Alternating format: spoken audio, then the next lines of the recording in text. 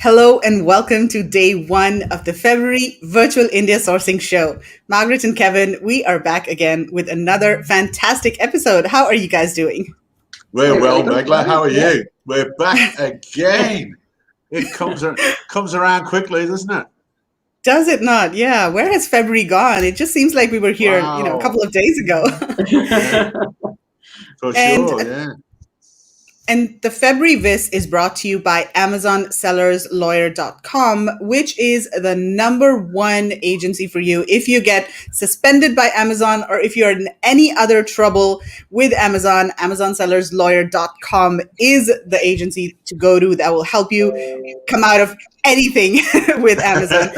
And we have CJ Rosenbaum from Amazon Sellers Lawyer who's going to be joining us in a bit, and he is a total rock star, and he's got so much good information to share with all of us, and he's also going to be giving away some prizes. So stick around until the end of his presentation. Also, we've got two suppliers that we're going to be featuring today. So one of them is a returning supplier, Ryan International. They do leather products, and he's got a range of really, really beautiful leather products that are not bags. The last time he was here, he showed a lot of bags, but this time he's got home decor items and mirrors and writing pads and all sorts of things made from leather. So yeah, very beautiful products. And the other company that we have is Sirohi, who's going to be joining us after Ryan International. And they have just such an amazing, amazing brand story, don't they, Mark and Kevin? We had a call with them, and how inspiring is Glory. And some beautiful products too. Yeah, it's going to be good. It's going to be good, that one. It's going to be good. Let's see who's joined us here. So, Alan, good to see you. Hey, Alan. How are you, Alan? No golf. No golf, Alan. No golf. Hi, Chris. Good to see you. Shama, good to see you too. Aloha Facebook user from Hawaii. Aloha from Hawaii. So can I just request you to go to this URL, streamyard.com/Facebook, and give StreamYard access to your name so that we can see your name when you post a comment and we display the comment over here. Otherwise, we just see you as Facebook user, and that's no fun. We want to know who you are. Yeah. All right, so let's get started with the show. I'm going to invite CJ on stage. He's waiting backstage. Hello, CJ. How are you? I'm great, Megla. Margaret, great to see you. Kevin, awesome to see you again. Yep, Always good to see you, CJ. Always good to see you. Yes, I also have to mention that CJ is a coach on India sourcing trip, and we had a blast on the previous India sourcing trip in October 2019. Gosh, it seems like years ago. Can't wait for the next one. And CJ had an amazing adventure when he was with us in India. He actually went to the Amazon offices in Hyderabad and was standing outside and talking to employees over there. Wow, that was totally amazing, CJ. Well, I gotta tell you that introduction you gave for me was hard. It's gonna be hard to live up to that. I do have just an incredible team here in New York and our teams in China. So I'm going to do my best to live up to what you set the bar really high. Well, Alan says, CJ, nice to see you. Nice. Alan, we got to hang out again. For sure, yeah. Can I please talk with you about my work and see if there's anything that can be... Sure, definitely, Shama. You can message me on Messenger and we can try to help you. Okay, CJ, so first of all, do you want to tell everybody about your amazing company, AmazonSellersLawyer.com? And I still remember, I think it was 2016 or maybe 17, when I first spoke to you, you were just starting out. And I don't know how you got my contact information, how we got connected, but I was on a call with you and I was just amazed at all of the information you were giving me. And especially you said that, hey, sellers can litigate against Amazon. And I was like, what? Who can litigate against Amazon? So CJ, tell us what Amazon Sellers Lawyer does. All right. Well, I think I might have bribed somebody just to get in front of you. Okay. I'm not sure how much it cost, but it was something I had to meet you, had to be part of your organization. So here's what we do. Our basic bread and butter are writing plans of action for Amazon sellers who've either been suspended, their entire account is down, or they've lost their great listing, and we do the plans of action. We also get IP complaints retracted to get sellers reinstated 7 days a week, 365 days a year. We also help sellers go after Amazon when they steal your inventory or they steal your money. And we do that sometimes amicably and sometimes not so amicably by taking Amazon to arbitration. We also do a ton of brand development, private label brand development, and then brand protection. Also, as all of Amazon sellers have sort of matured in their businesses, we've grown with them. So we have a whole department of business law just for Amazon sellers. We've written 6 books specifically for Amazon. And as Amazon presents new obstacles and challenges and opportunities, we sort of ride the wave with you. So anything Amazon, we can handle, work with you and help you handle it. And also, I learned a lot from Megla and Margaret and Kevin.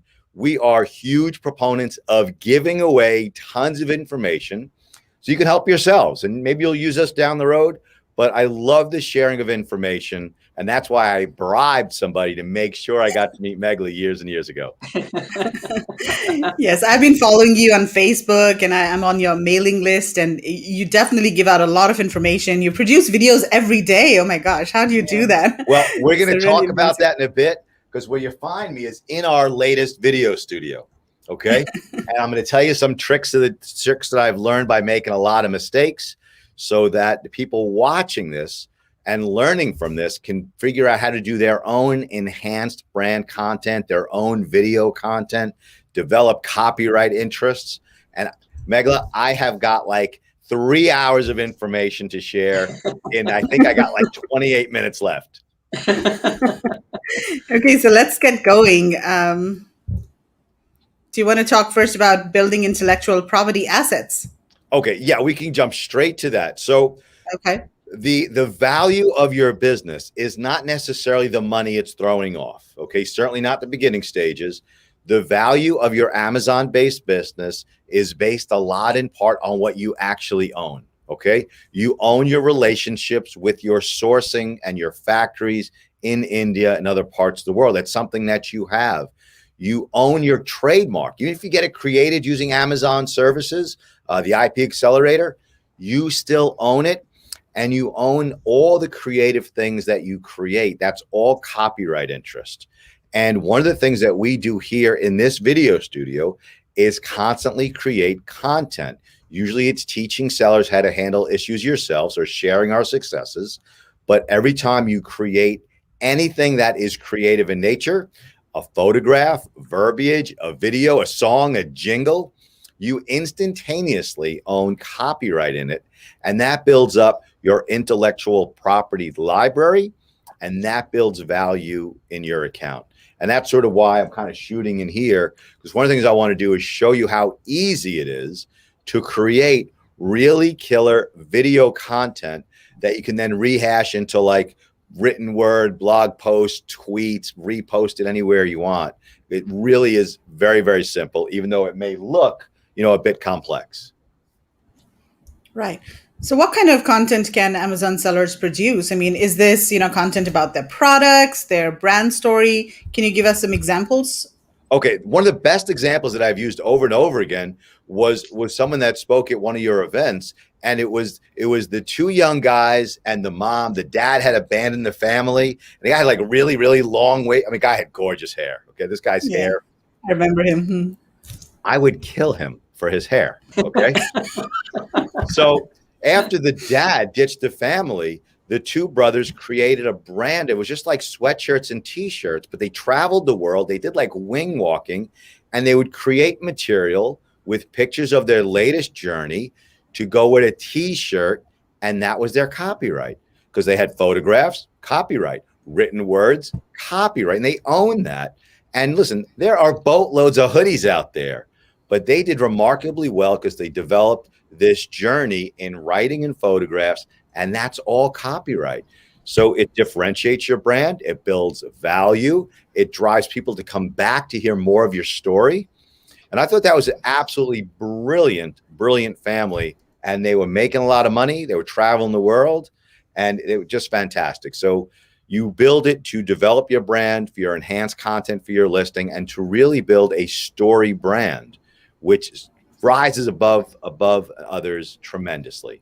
So that's a huge portion of developing copyright. Okay.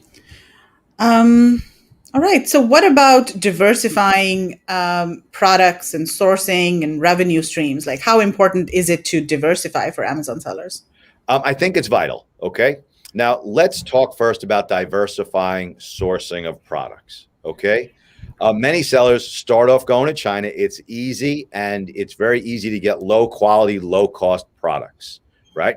But if you are solely in China and all of a sudden there's a trade war, like from our former president raising the prices of everything and stopping deliveries, you're screwed. So you have to diversify where you're getting your products from. If you want higher quality and the protection of not only multiple factories, but multiple countries, you need to go to India. You could also look at, and I'm a huge fan of India, we could also look at Thailand and Vietnam and Costa Rica. Okay. They're all developing products. They all have pretty good infrastructures. And you want to diversify where you're getting your products from. You also want to diversify your product line. Okay.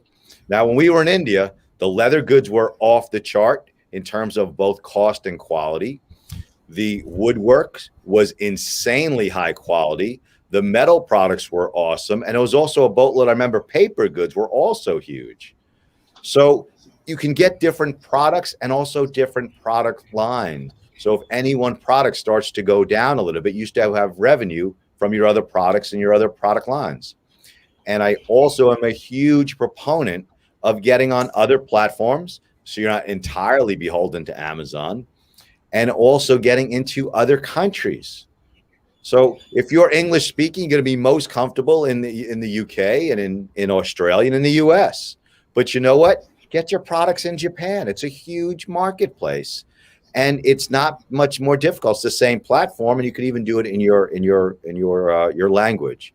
So you want to diversify your products, your sourcing, and you certainly want to diversify your revenue streams so that you're not beholden to any one.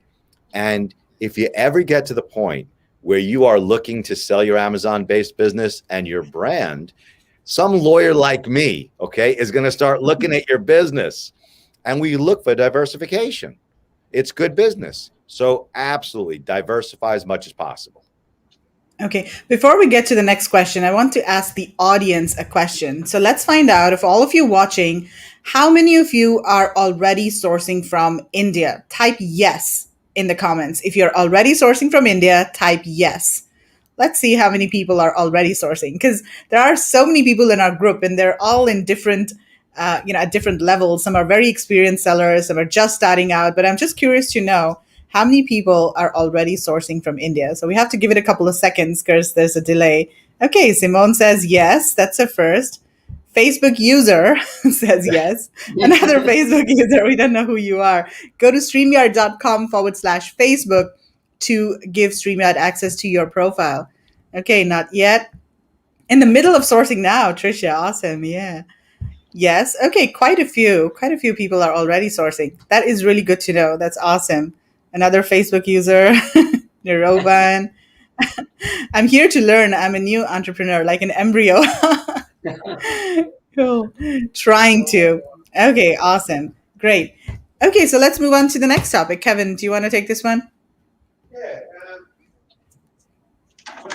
Wait, Kevin. You're muted, Kevin. Yeah. Margaret, how do unmute the man? Let him speak, Margaret. Let him speak, for God's sake. I'm free Every now. 3 or 4 decades, you got to let the man say something. I'm free. What about launching without risk? How do we go about that?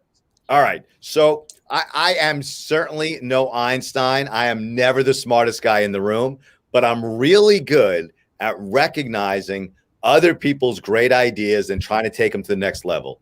So I saw a company that was issuing press releases about a product, but when I looked at it, it didn't really say much. Like, it wasn't like breaking news. And I did some more research, and we started using press releases for our law firm of the books that we wrote, the events we were going to speak at, the services we were offering. And no matter what you release in a press release, you're going to get somewhere between 75 and 125 different media outlets that pick up your press release. And inside that press release, you can put backlinks that can go either directly to your Amazon listing, which I think is a great source of driving traffic to your product. It can also put a backlink to your own website if you're selling also on your own site, or any place you want. And these are not like the Russian porn backlinks of the 90s. Okay. This is like CBS News. This is sometimes the Wall Street Journal, Market Watch, Yahoo.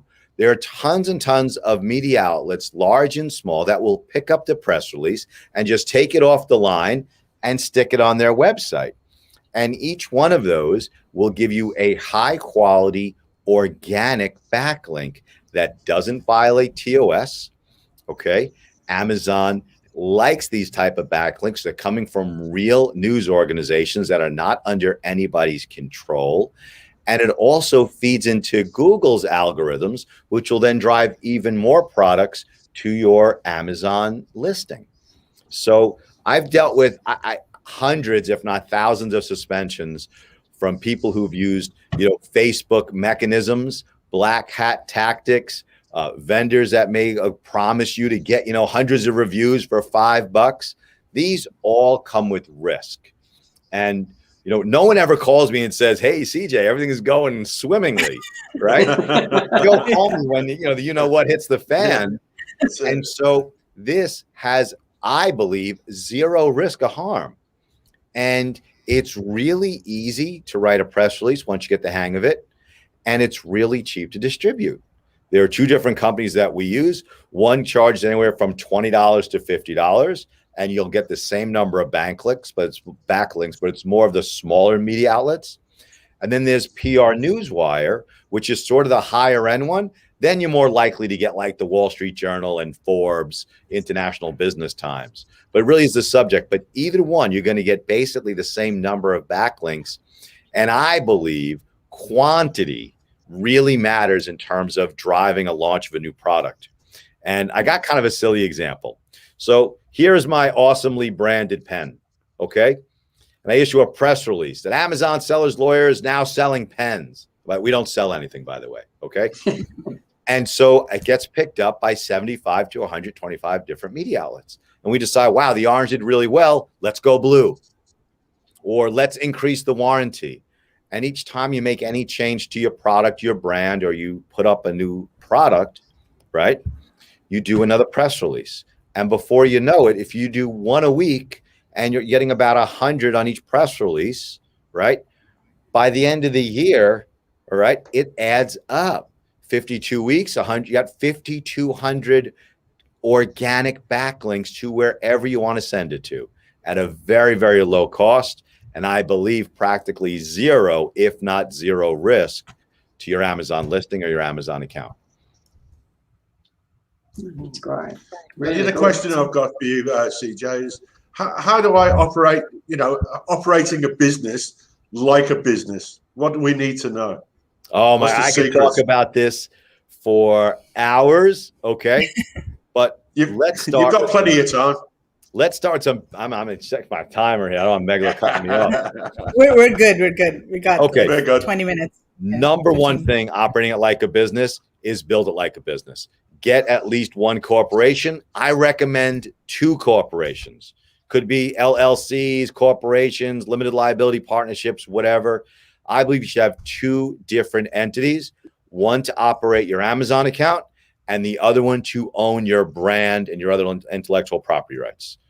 Number 2, you want to make sure you're creating a separate bank account. You want to make sure you have contracts with everybody and everything you're doing business with.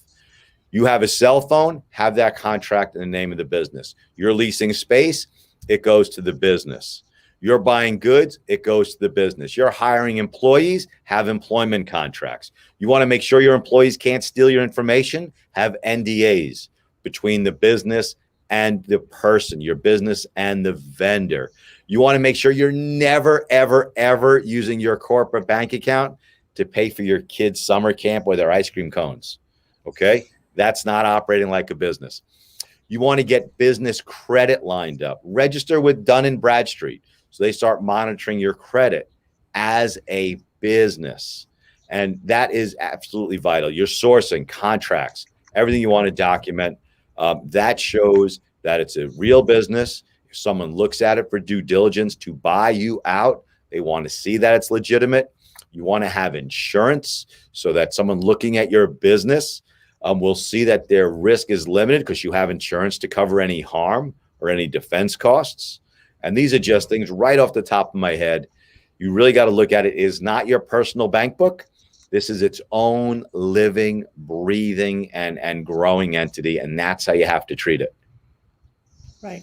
So just speaking about insurance, CJ, are you seeing Amazon implementing this rule, where they are suspending sellers or they're asking sellers to get insurance? Because, that's what we are hearing in Facebook groups, and, a lot of people are talking about that. But how, is Amazon really implementing this rule aggressively? And how do you think sellers outside of the US can get insurance? Because that's a bit tricky.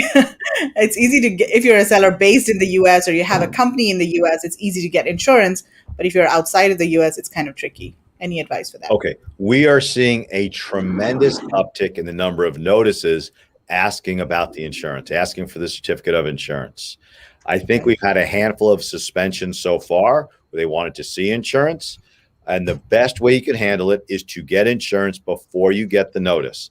It's on the Facebook forums. It is all over the place for a reason, because there's a significant uptick where it really didn't exist before. We had never really seen many sellers even asked about their certificate of insurance up until the last, I don't know, maybe 3 weeks, 4 weeks. So it's absolutely vital. And even if Amazon wasn't enforcing your agreement to get insurance, everybody should have insurance. It provides two tremendous benefits to sellers and anybody. Number one, if your hoverboard, remember this a few years ago, and the hoverboard burned down somebody's house, right? Yeah. Yeah, I remember that one. Yeah. It would cover the cost of that burnt down house, right? If someone got injured in that fire, it would compensate the people who were hurt. The shortage of toilet paper resulted in a tremendous uptick in the purchase of those toilet seats, the bidet toilet seats, right? That resulted in a tremendous uptick in the amount of water damage from either poor bidets or poor installation. Okay, it's a problem. So the insurance covers the damage. More importantly, America is like litigation crazy. Okay. And some of you know this, some of you don't. Before focusing solely on Amazon, I always had entrepreneurs as clients. I was an ambulance chaser. I was a personal injury guy in the courtroom, persuading you to give $1 million for a sprained ankle. And I loved it. Okay. If someone makes a claim that is totally frivolous against you, you still need to defend yourself. And if you have insurance, they pay for that. They pay the defense costs. There's defense, and then there's indemnity. And often the defense is much more important, because if someone brings a baseless claim, and I'm cleaning up my language, you don't want to write a check for $10,000 or $20,000 to get a lawyer to defend you. Okay, you want to call your broker. Hey, if someone's making a claim against me, and you get a free lawyer. So absolutely vital. The way you can get insurance. Do I know why, Alan? Do I know why Amazon's pushing this? I think it's a result in the uptick in the claims. Okay. Amazon is purely data driven. Do I know this? Like facts? I don't.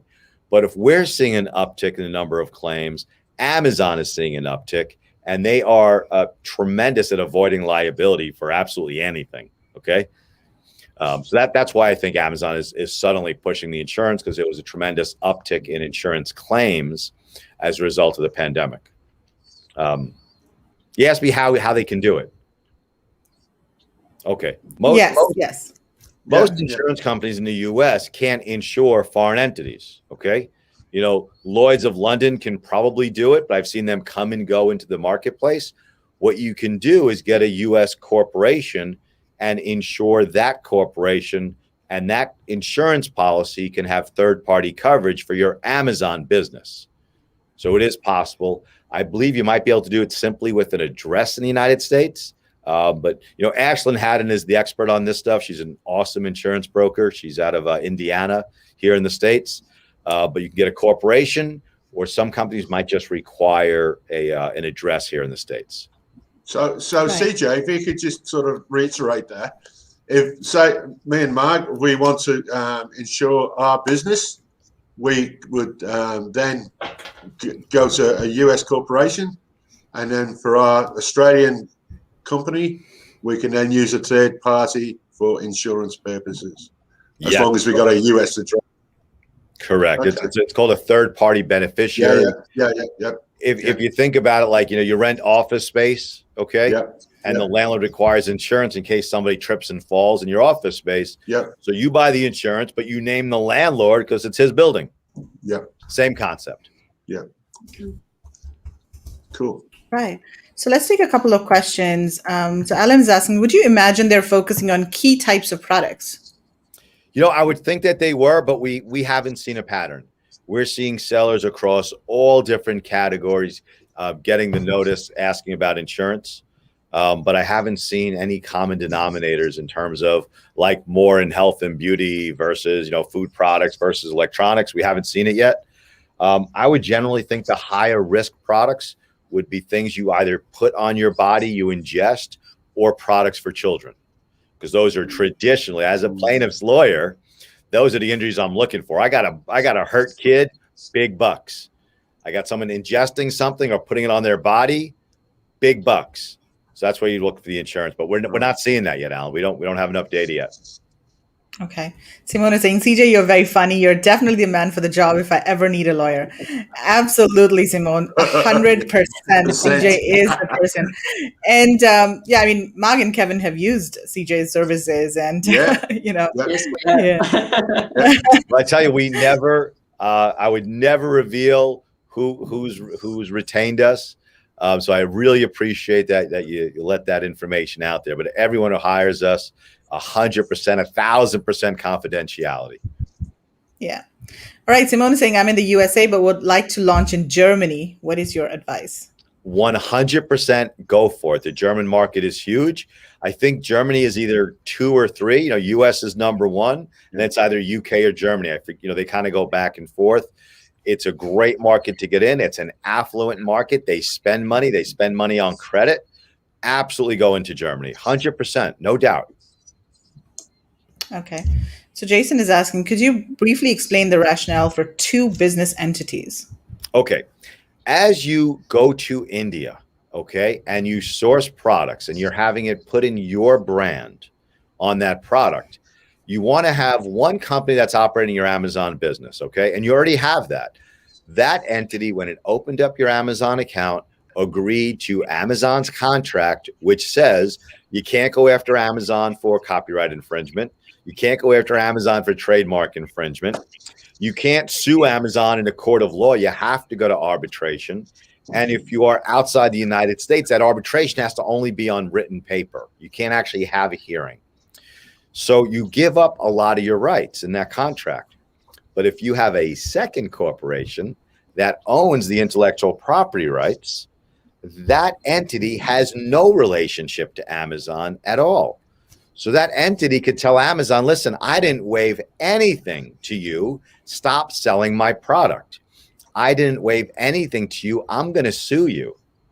Where you can't do that with the first entity that has a contract with Amazon because that entity waived it.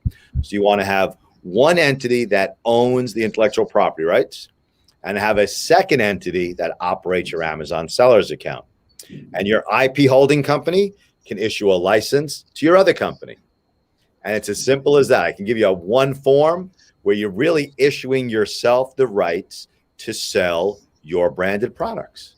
And it just gives you a lot more power to control your intellectual property rights and to enforce your rights against everybody, because you're not married to anyone in terms of that entity. So that's why 2 companies, absolutely no doubt about it.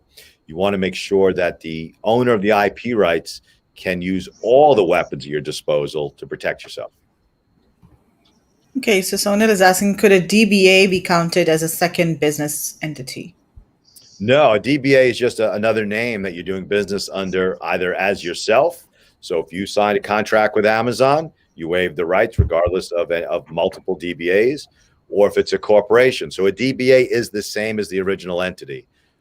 It doesn't count as a second entity. It's not its own person. It's not its own thing. Jason is saying, thanks. Good to know. That's what I have set up. Oh, there nice. you go. There you go. Keep your weapons, keep your friends close and your enemies closer. Okay. So guys, if you have any questions for CJ, type them in the comments now.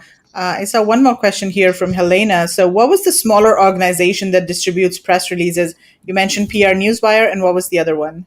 It's called EIN Presswire. They'll say slightly different, so they don't have any copyright or trademark issues with PR Newswire. EIN Press, Press Wire. And they're pretty cool too, because it's much, much cheaper. A lot of the smaller news outlets subscribe to them rather than PR Newswire, which is a lot more money, but you'll still get the same quantity. And I believe the quantity of the backlinks is vital. Does it really matter whether it's a small TV station, in a medium city versus a smaller city? I don't think so. So it's cheaper. They also make it a little more user-friendly. Like EIN Presswire has a form that you just simply fill out online. And depending on how much you're paying, they have 3 to 5 different backlink sections. You're really just filling it out for them. And they also seem to have a whole lot less editorial review. PR Newswire has to approve every single press release. You submit it. They call you up. You talk about it. They'll give you some corrections, and it goes out the door. EIN Presswire seems to issue whatever it is you put up, as long as you pay. We pay $20 a press release because we do so many of them. That's pretty good. $20 press release. I reckon. Yeah. That's really good. Yeah. Okay. So Alan is saying, hey, Jason, I hope you're well. Okay. Here's another question. So does it need to be a US corporation, or is Australia okay? So I guess this is the question about having 2 separate entities. No, I for the purposes that I'm talking about, in terms of having the ability to sue Amazon if you want, having the ability to tell Amazon, nope, I didn't waive anything to you, I don't think it really matters what country it is. So I think an Australian corporation would be absolutely fine for those purposes. You just want to have a distinct legal entity that is not in any contract with Amazon. Okay. So Shay is asking, do you need 2 products to apply for brand registry? No.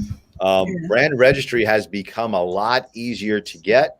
I guess it was about, 2 years ago, 3 years ago, when Amazon started the IP Accelerator program. All you need to do is pay a lawyer that Amazon's in bed with. Bezos is brilliant, okay? He's brilliant. He comes up with these great ideas. So traditionally, to do a trademark application, lawyers like me, we would charge anywhere from $750 to $1,500 for the research and the application. The application is easy as can be. The research is a little trickier to make sure that you're applying for a mark that you're going to get. Amazon solicited a whole bunch of firms and said, if you do trademark work with us, we will give your clients brand registry immediately. You don't have to wait for approval. If I do it, you got to wait 9 months, right? You go, one of the guys in bed with Jeff, you get it practically instantaneously. So they charge about double, but it's well worth it to get brand registry. So Shay, that was long-winded. One, you don't need 2 products. You just need to go to Amazon's IP Accelerator guys and let them do their thing. My understanding is their research is not the best, but you're going to get brand registry right away. Right. Shay saying, CJ is honest. I like that. Straight shooter. You're going to get me this far. Cool. So CJ, what are some of the common issues that you're seeing nowadays? I mean, why are suspensions happening on Amazon? What are things that sellers need to be aware of and prepared for? Yeah, you need to be aware that the brands are going after you harder than ever. With the pandemic and with the United States, like nowhere near close to getting through it. I mean, it's an absolute mess here.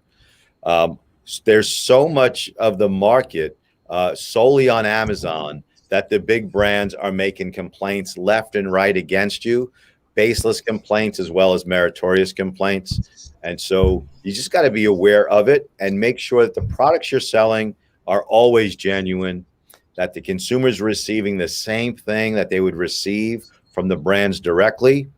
And then, don't lose your head if you get an IP complaint. You just need to address it head on. But they have absolutely exploded. I think about a year or so ago, 2 years ago, Amazon was earning like 50 to 60 cents out of every dollar spent online. In light of the pandemic, it feels like they're getting 50 to 60 cents out of every dollar. Okay. I mean, I haven't been to any retail store, in close to a year now. So that's what you got to watch out for. Tremendous uptick in IP complaints by the brands because they just have no place else to sell. Yeah. Alan is saying, make Margaret, Kevin, and CJ, I have to love you and leave you. Golf is beckoning. Thanks as always for a precious time. Thank you so much, Alan, for joining us. And you have a great day at golf. Yeah, have a good one, Alan. I don't think Alan's ever had a bad day. So, that's very true. Okay, how do we find these lawyers? Sorry, dumb question. Well, Shay, you know what? We did a webinar recently with one such lawyer. Her name is Tina Loza. So if you're in the India Sourcing Facebook group, just go there and search for Tina Loza, and you'll be able to find her. She's absolutely amazing, and she really gives she shows the entire process of how to do the registry and how to apply for your trademark, what documents are needed, how long it takes, and everything. So go watch that webinar. Hey, I'll add to it. If you have a connection through the course, go directly to her. Because while the application is pretty ministerial, if you have someone with a connection, it's the research before the application that really matters. Because the last thing you want to do is to put your heart and soul into a product, get brand registry from an application that's eventually going to be denied. So contact Tina. Make sure the research is good, because then really, listen, we used to let law students do the applications. They really are that easy. Get Tina to do the research for you first, and then she's going to have someone else do the application anyway. The research is what's important. Yeah. Okay, cool. Awesome. Okay, CJ, so let's start wrapping up here. And you have 2 prizes to give away to our audience. So do you want to tell us about the first one? All right. The first one is I'm going to give one lucky seller a New York corporation. Whoever wins this prize, we're going to coordinate. You're going to give me 3 names to submit. And I don't want you to think it's a big deal. All I'm going to do is fill out a form online at a company called Blumberg.com, Blumberg.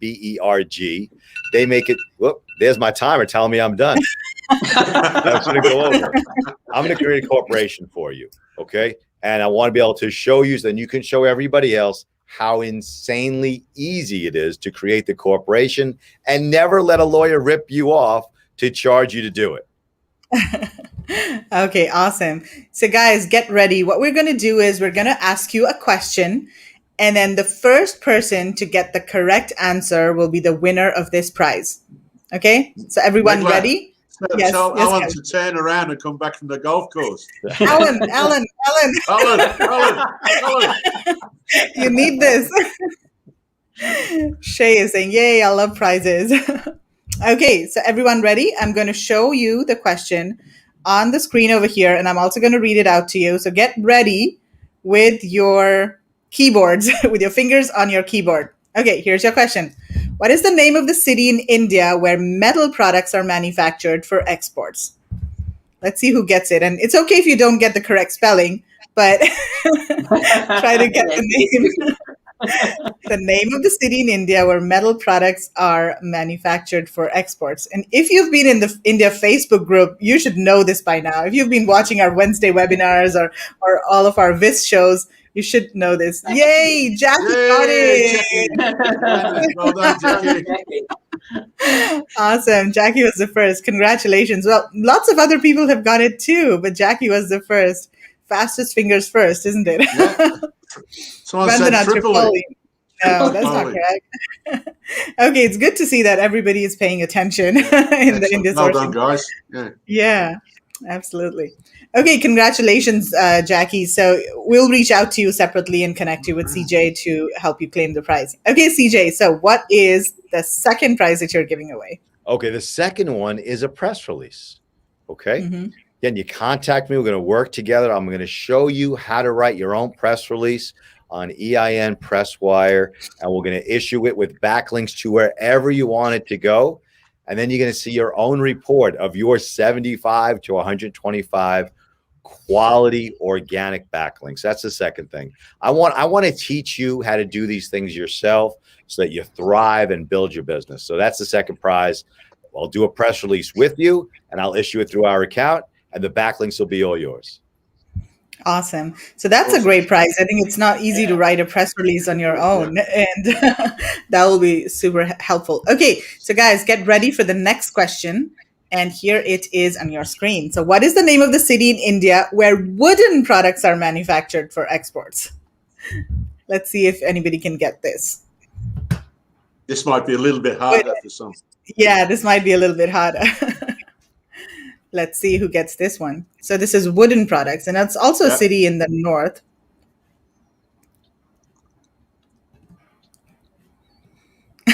No one yet. I think people are also Googling. Tripoli. No, Vandana, it's not Tripoli. Nope.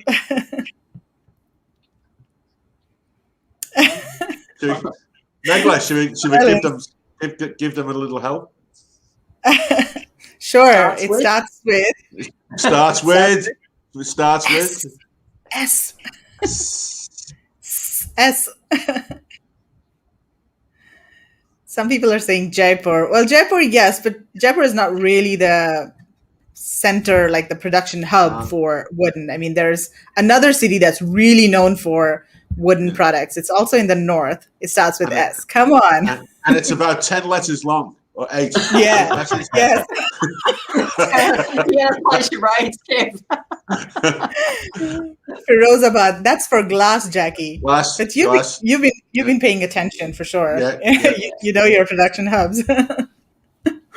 Okay, come on. Let's see. Yes, Tricia, you got it. Congratulations. Well done, Tricia. So, Tricia, you're the winner of a press release that's going to be written by CJ's team. So I will connect with you later and help you get connected to CJ. Awesome. Some other people are getting the Sultanpur. No, that's not correct. Saharanpur, Chris. Yeah. Eventually, we got it. Yes, eventually. Okay, awesome. So, CJ, thank you so much for your time today. And thank you for partnering with Virtual India Sourcing Show and sponsoring the February show. It's always, always, always a pleasure seeing you, talking to you, doing webinars with you. And we can't wait to go back to India with you again, hopefully soon. I can't wait. That was certainly one of the best trips I've ever been on. And I had no idea the insanely high quality products that could be sourced there. I mean, it was just like off the charts, beautiful stuff, and learned a tremendous amount. So thank you very much for allowing me to be part of this. I love it. Pleasure. Absolutely. Pleasure. Yeah, right. Pleasure. Always pleasure to see you too. Absolutely. You're part of the family of India Sourcing Trip and, the whole India Sourcing Network. You're part of our family. Well, I think I fell asleep on the bus. I think I got kind of abused like family, but I think the good with the bad. But what happens in India stays in India. She needs a lot of help, she said, the last lady. Yeah, Vandana said she needs a lot of help. Yeah. We all need a lot of help. Absolutely. So a lot of people saying thank you, CJ. Okay, I'm coming on the next trip with you all. Yes, you should definitely come. Yeah, you have so much fun there. A lifetime. Fantastic. Yeah. Absolutely. Okay, cool. CJ, we'll let you go. It's getting late over there as well. Thank you so much for your time again, and we'll see you around. Bye-bye. Okay, thanks, CJ. Take care, CJ. Bye now.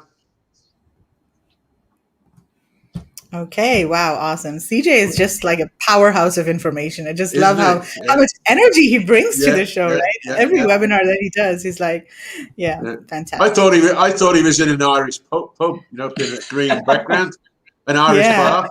And he was telling me earlier that he's had a really, really long day. He woke up at like 4 a.m. in the morning for another webinar and everything. But despite that, he was like, full of energy. So he's always full of beans. Yeah. No, but I think that press release was a really bit of information that I've never heard of that before. That is amazing for the price you pay. definitely really good. Absolutely. Thank you for the great discussion. Yeah. Teresina, we're just getting started. We've got 2 more suppliers that have amazing products, So let's just see. Yeah. Sonal is saying, I just finished reading your ebook. Oh, thanks, Sonal. What did you think about it? CJ Ziegler, Chief Justice. Good one, guys. Okay, so let's keep moving here. We've got our second supplier. So welcome, Rehan from Ryan International. Hi, Rehan. How are you doing today? Hi, Megla. I'm good. Thank you. Hi, Margaret. Hi, Kevin. Hello, Rehan. Good to see you. How are you guys doing? Very well. Very well. Yep, very well. Great. Where are you today? Where are you today? Looks like you're in a bazaar or something. I'm sitting at the showroom of my office right now. You've got lots of products again behind you. Some beautiful handbags. Wow. Right. Everybody's in for a feast. It's tempting Megla and I. For a handbag manufacturer, we need to show what we got. Absolutely. Okay. Right. Well, thank you for coming back again. And last time, anyone who missed it, we've seen lots of beautiful leather handbags and wallets last time that you were on. But I believe you've got something different for us today. So do you want to start showing everyone what you've got today? Yes. So, also, Rehan, do you want to... Okay, let me share your presentation. So, okay, you can start. And just tell me when you want to change the slides. Right. All right. So, well, first of all, I don't think you have information about the company. Do you want to maybe talk about the company a little bit first, and then we can go in the products? Yes, that will be better. Right. Yeah. Okay. Is there another presentation for the company, or do you want to just start talking? They're the same. The company is the same. Product line is different. Yeah. So why don't you just start talking about the company first? I don't think I have the other presentation with me. I probably missed it. So just start talking verbally. Yeah. We are basically a leather manufacturing unit based in Kanpur in northern India. So we started making leather in 1990. Then we moved to making leather for saddles, harness goods. Also, it's been around 3 years since we started making leather bags in 2018. Right now, we have expanded our business to making leather like home decor products, as you can see on the screen. Can we move to the screen right now? Yeah. You can see that there now. Yep. Yeah. Okay. So, yeah. Yes. This is what we have got recently. Like we were making bags earlier, as you can see at the background. Yeah. But now we move to making leather like home decor products, as you can see in the base screen. This is shelf strap made in leather, and the wood is used to make the leather stand. Next slide, please. Right. So I'm just wondering, like, is this strong enough? Because I see that the leather is actually, hanging from the hook, but is that strong enough to hold the weight of everything? The thickness of the leather is around 3.5 mm. So I think it's strong enough. We tested accordingly. Okay, cool. So yeah, there are lots of beautiful products. So what's this? This is actually in hook used to like in the wardrobe, you can see. Yeah, that's really nice. So it's basically a metal hook that's covered in leather, right? Right. Exactly. We try to make an amalgamation with like steel, wood, iron, and leather. Right. What's this? This is wardrobe hook, kitchen hook. So this is like a towel hanger? No. This is used as a hook to open the wardrobe, to open the drawer. Oh, okay. Instead of a handle. Right. Yeah. Actually, that would look great, wouldn't it? Yeah. Okay. Gee, that would be really different on a set of nice, some really nice timber. Those timber wardrobes and things we've seen in India at the Delhi Fair, Megla, I could see those on some of those beautiful pieces of timber we've seen. Yeah, that'd be lovely. This is interesting. Wow. Yeah. Beautiful leather bags, beautiful tables. Yeah. So what kind of leather is used for, these products, and how is this leather different from maybe the leather that you use for bags? They are the same leather that we use for making the bags. The only difference is the thickness. For the handles, for the wardrobe handles, we are using a thickness of around 3.5 mm to 3.8 mm leather. And for making these products, as in the placemat, we are using the thickness of 1.4 mm, 1.6 mm. It ranges accordingly what products the customer needs. Yeah. Mm-hmm. And can this be done in different colors? Exactly. Any color you want.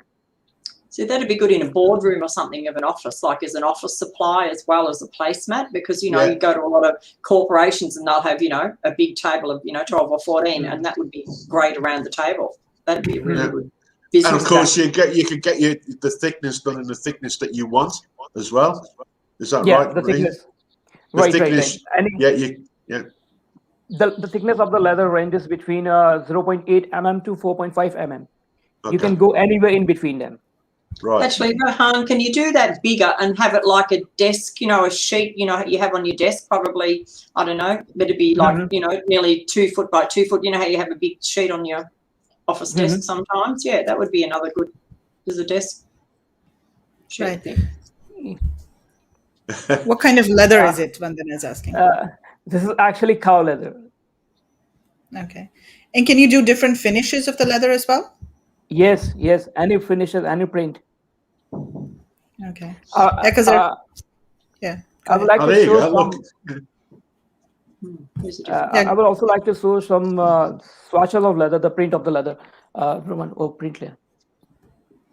Okay. I made you solo so we can see it clearly. So in the meantime, Vandana is asking, can you make different textures? So I think you said yes. Exactly. Yeah, I see that. Yeah. I have 5 textures with me.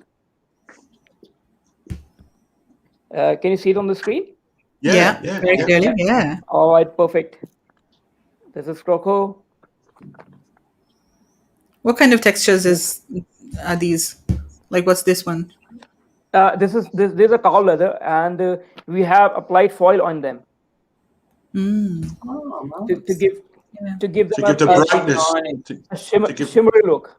Yeah. That's totally different, isn't it? The wooden texture. Yeah. Oh, that's nice. How do you get that? There are different methods of doing that. Yeah. We have our own R&D team who do all these things. Wow. Yeah, really nice. Did you realize wooden bark? You can see in the wooden bark, the bark of the wood. Oh yeah. We are actually very much inspired by the wood, by the nature. Yeah, no. So we keep on doing everything that relates to the nature. Yeah. What decision? Just what look you want? Yeah. Any print you can say, or any print you have in your mind, just let us know. We will get the place done. We will get the print done. Did you girls know that there's that many styles of leather or print? No. No. It's amazing. I didn't know that. Amazing. Not at all. Yeah. Wow. That's great, Rehan. Thank you, Kevin. Can you do matte finish? Definitely. Yes, any finish you want, Vandana. Leather is a versatile product. You can do anything, whatever you want with the leather. Right. So Jason has a question. For selling something like the shells, where it is weight bearing, a common question buyers will ask is, what is the maximum weight loading capacity? 15 kg. 15 kg. Okay, for those shells that you had. For those shells, right. Yeah. Normally you can put like a glass bottle or a glass small aquarium. Okay. Yeah, you got to be careful. Yes, you can. You have to be careful. You don't have to put like a dumbbell on them. Yeah. You never know consumers, right? Okay. So what's this? Coaster? That's a coaster. Yes, that's a coaster, tea coaster. Okay. Ooh, that's interesting. So it's a leather hook. Again, what metal is used inside of it? There's no metal used inside them. What we do, we just use a screw, and we insert it in the holes, and then add it to the wardrobe. Oh. So how is it stiff like that, and how can it hold? Yeah, how can it hold something? It doesn't hold anything. You just have to like pinch it around and then open the almirah or a wardrobe. Oh, Oh, okay. So it's not the a same hook. thing. It's not a hook. Okay. Not So a hook, it's a handle. doorknob. Handle. The best Yeah, part knob. is that these small products are made from from the used leather. The leather that we are using for making bags, the cutouts are used to make these handles. Okay. So what's the price range for some of these smaller types of items? Around $2. Okay. Oh, yeah. No, so you could do a set of, 6 or 8 or Yeah. in those, yeah. Yeah. Oh, a little coin purse. Look at that. Yeah. For the parking meter. Mm. That's good. That's the same leather polo. Yeah. Okay. Oh, yeah. You can see the thickness of the leather there. So Yeah. that's a good Yes, thickness. yes, right, Kevin. Yeah, I appreciate your observation, Kevin. Thank you. Yeah, I think So that's these are really regular- These are regular products, but that makes a really good difference when we are like cutting the bags, cutting the leather for the bags, and then what other suppliers do, they just throw the leather. So Right. that's So you're that's basically getting great, recycling. right. That's getting great wastage. Okay. you could see this in a bachelor pad, couldn't you? Or a out in the sort of mountains or something in the back of America, like in a cottage. All this would look much better than just a silver knob or something. I think this would be great. Or if you've got drawers in a garage. Mm-hmm.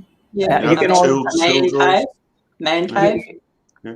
Oh, we've got keywords. We've got keywords already. Yes.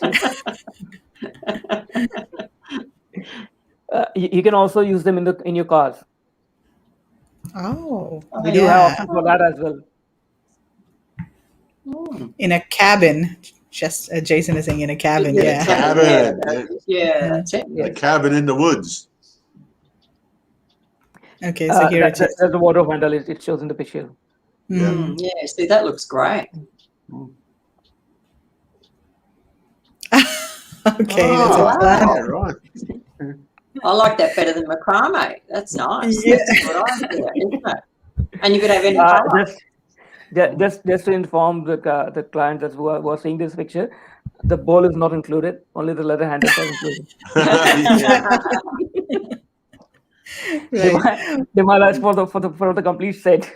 But I really like what you're doing here, Rehan. You've taken like everyday objects and things that are popular nowadays on Amazon or in the US, and you've sort of put the leather touch to it. So very interesting and very unique. Yeah, it's very innovative, Megler, isn't it? Very innovative. Yeah. Yeah. Really good. Thanks, Megler. So this is another placemat, right? That's another placement, right? Oh, goat leather Rug. A leather rug. Wow. Oh, I like that. Yeah, there you go. That's a great idea. Yeah. Nice. So what sort of leather is this, Rehan? This is buffalo. Okay. So basically any leather can be used for this, right? I mean, or does it have to be specifically, a specific type of leather that's better for these kinds of things? For a product like this, the weight has to be bearable. So we have used buffalo leather in them. Okay. So that's something to keep in mind. Yes. Cow leather is very soft, so it won't hold the magazine. Okay. That makes sense. That's another mat. Let's see it. Okay. All right. Oh, yeah. Table runner type of thing. Yeah. So is it like a table runner? Right. You can see a table runner. Yeah. Okay. Yeah. Yeah, so you could do drink coasters and a table runner or something. There's lots of options. I like the stitching around the coaster. That looks. Yeah, they look nice. Yeah. Yeah. How's the stitching done? Is that done manually by hand, or do you have machines for doing the stitching? We have stitching machines. Okay. Who's that? Who's modeling this? Is that you?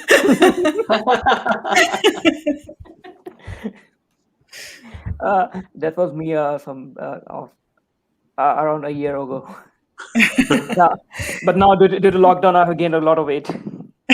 COVID weight, so have I, mate. Yeah, we're taking all out.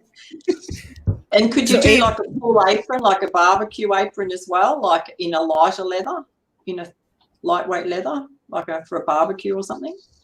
Yes, for the barbecue. Mm. Yeah. No. Right. Also the products that we are using for the aprons for this wine cellar with leather holder, we are using vegetable tan leather. All right. Right. No chrome, no chemicals have been used in making these leather. And that's specifically because it is something to wear? Is it because of that?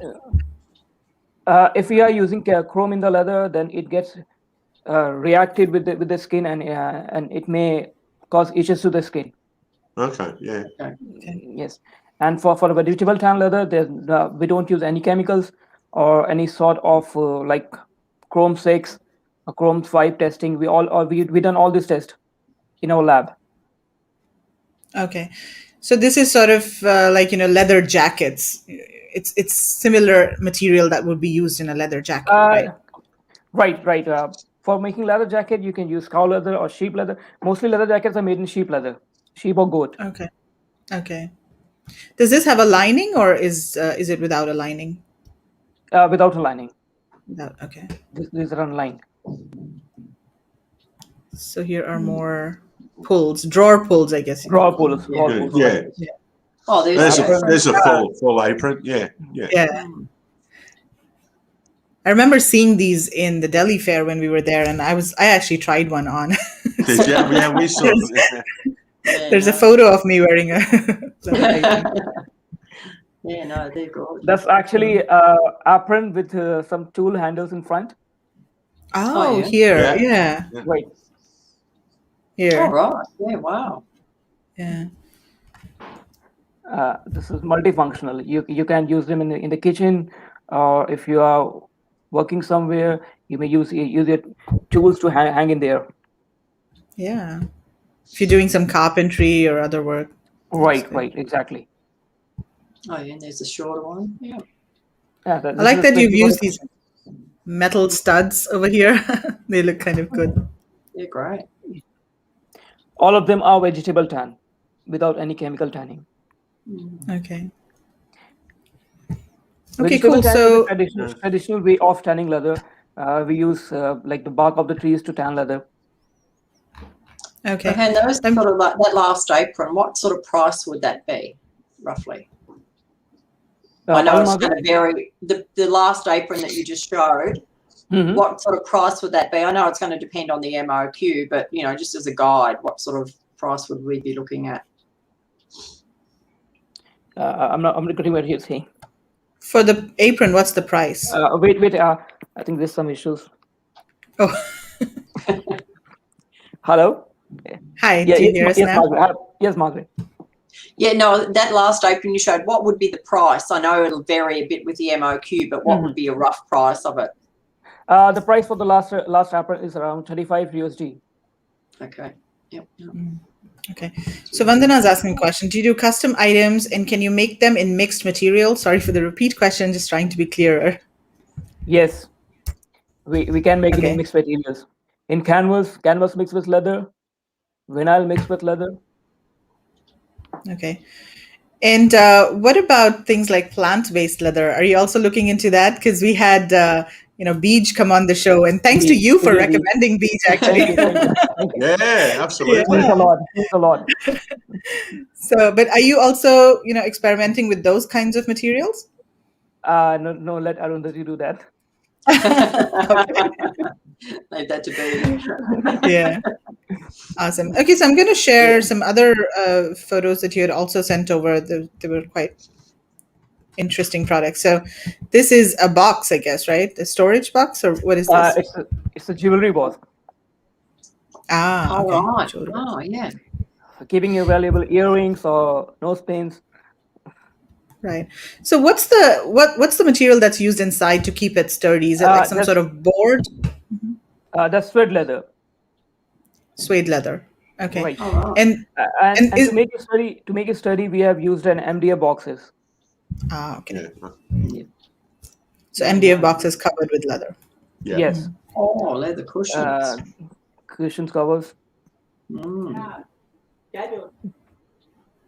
Oh, yeah. A little hold door. Yeah. Office Office product. This is the beauty of the table. Oh, so this is on the table to keep your files and magazines. Yeah. Right. It's Very a sort of interesting. I really like this organizer. belts that you've done over here, this belt look. That's very interesting. Right. It's just so different, isn't it? Yeah. Yeah, no, it is. It's really different.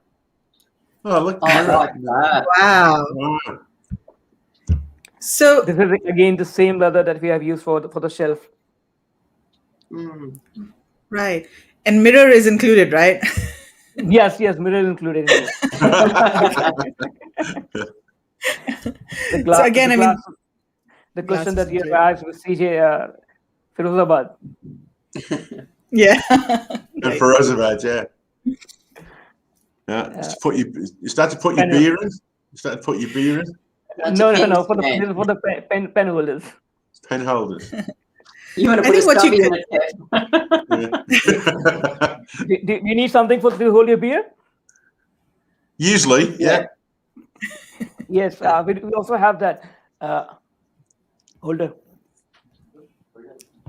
Oh, I like these. Oh, yeah. Like Yeah, placement. this is nice. Yeah. Complete Some dining placement. I think sets would be better for these kinds of products, right, Mark? What do you think? Like if you do maybe Yeah, a well, I dining think set or maybe an office set. An office set or a dining set. Yeah, because there's lots of options in all these. I mean, of what different things you could have. You know, like you could do a pen holder and just a rather large placemat as a desk sheet. Oh, here we go, a giant mouse. Desk and Giant mouse desk. pad. Yes, plus mouse pad. Yes. No. Yeah, beautiful. Writing desk.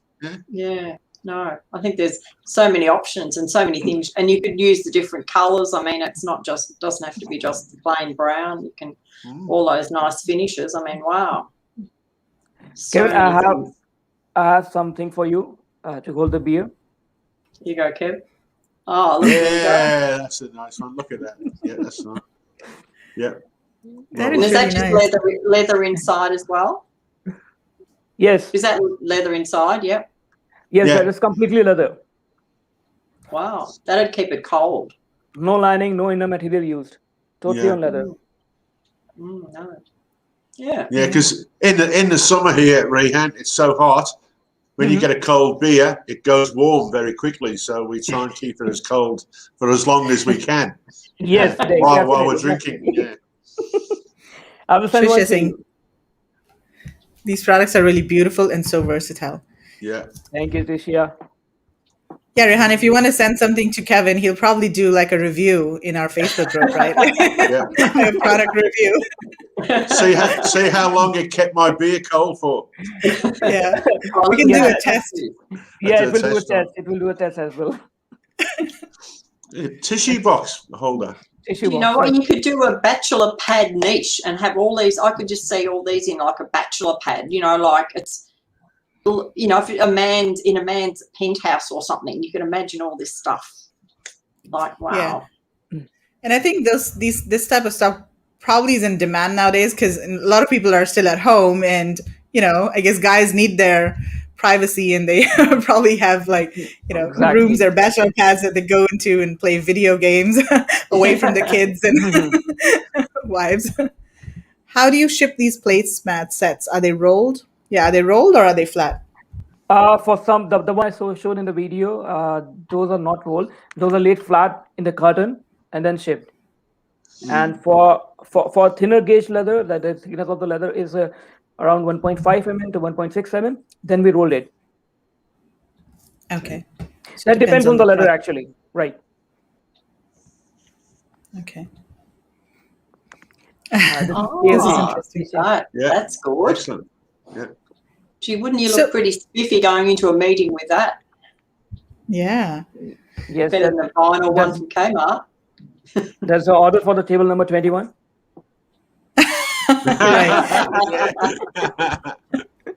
So this is basically a whiteboard, right? It's just a white, sort of a There's a white paper. board? There's a paper. Oh, there's paper. Okay. Right. Yeah, like a josh Okay. pad thing. Mm. Right. And so is There's- there something inside to keep it stiff? Like what's the material that you've used inside? inside material is felt. All right. Okay. Felt fabric. Hmm. No, they're lovely. How does the stubby holder go when it gets wet from the condensation from a beer in it or the tissue box getting wet in the bathroom? Yeah, especially the beer holder, what does it get wet and, does it get spoiled if it gets wet from the beer? Jackie must be a connoisseur. To hold the beer in the beer holder, what you can do, you usually have to wrap up like aluminium foil and then put it in the leather case. Okay. Yeah. Because you don't want the And for the tissue box getting wet, the tissue boxes are to be kept at the table, on the table. Those are not for the washroom. We will definitely get something for the bathroom as well. Okay. So for these kinds of items, you want to make sure that they're not getting wet in the bathroom. Right. in the bathroom. Right. Okay. Right. And leather is totally water resistant, not waterproof, but water resistant. If it gets some water on it, you just rub it with a plain cloth, and it gets clear. Okay. Okay, so that's it. There was one more presentation that you had sent, right? So for PET. So let's take a look at that as well. Our PET. Yes. So yeah, tell us about this. This is a new line that you have launched. What is this Yes. about? See, what happened is the consumers are using plastic bottles, like they are exploiting plastic bottles. We cannot get rid of the plastic in the environment. They are not decomposable. They cannot be degraded, and the oceans are filled with plastic bottle more than fish. Yeah, that's true. Yes, Sad but true. Yeah, Sad but true. That's the bitter truth. So what we are doing right now, we are getting the water, like the plastic bottles, and getting them recycled, turn them into yarn, and then turn them into a fabric, and then make bags out of it. Right. So, okay, so this is the process, right? So crude oil. Do you want to explain the process? I mean, a little bit? Yes, definitely, right. So the process includes that the plastic is treated, the plastic bottles are first segregated accordingly to the thickness, the weight, and all those sort of criterias. And then we mix it with crude oil, then the monoethylene glycol, the process is called, the chemical is used, and then we turn it into ester.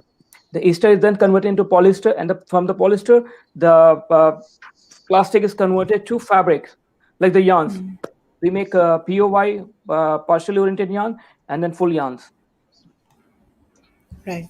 And so is this done at your own facility, or how is it done? Like, has your company set up a facility for this? Our partner company is doing this, like the recycling of plastic bottles. They are turning it into yarns, and what we are doing, we are getting the yarns from them, and then we send it to the weavers to weave it. Okay. Yes, the weaving is under our control, and the recycling process is under their control, but it's totally reliable. Right. They are recycling plastic bottles, actually. Okay, so that's what they specialize in. So it's like a supplier of this yarn. Yes. And Rehan, you've got an endless supply of plastic bottles in India. Yes, right. Yeah. The plastic bottle consumption in 2016 was 1.8 million metric tons. Wow. And now it has it shoots up to around 2.6 million metric tons. Yeah, that's terrible. So, but not if they can use it all up in a recycled process like this. If you can make all these different products, that's going to sort of make a little bit of a hole in the mountain of bottles. Surely, yeah. So, I mean, everybody, you have access to these slides. So I'm not gonna, we're not gonna read all of the text here. So if you do want access to if you do want to take a look at the slides, you can go to. I'll display the link later and tell you where you can find the slides.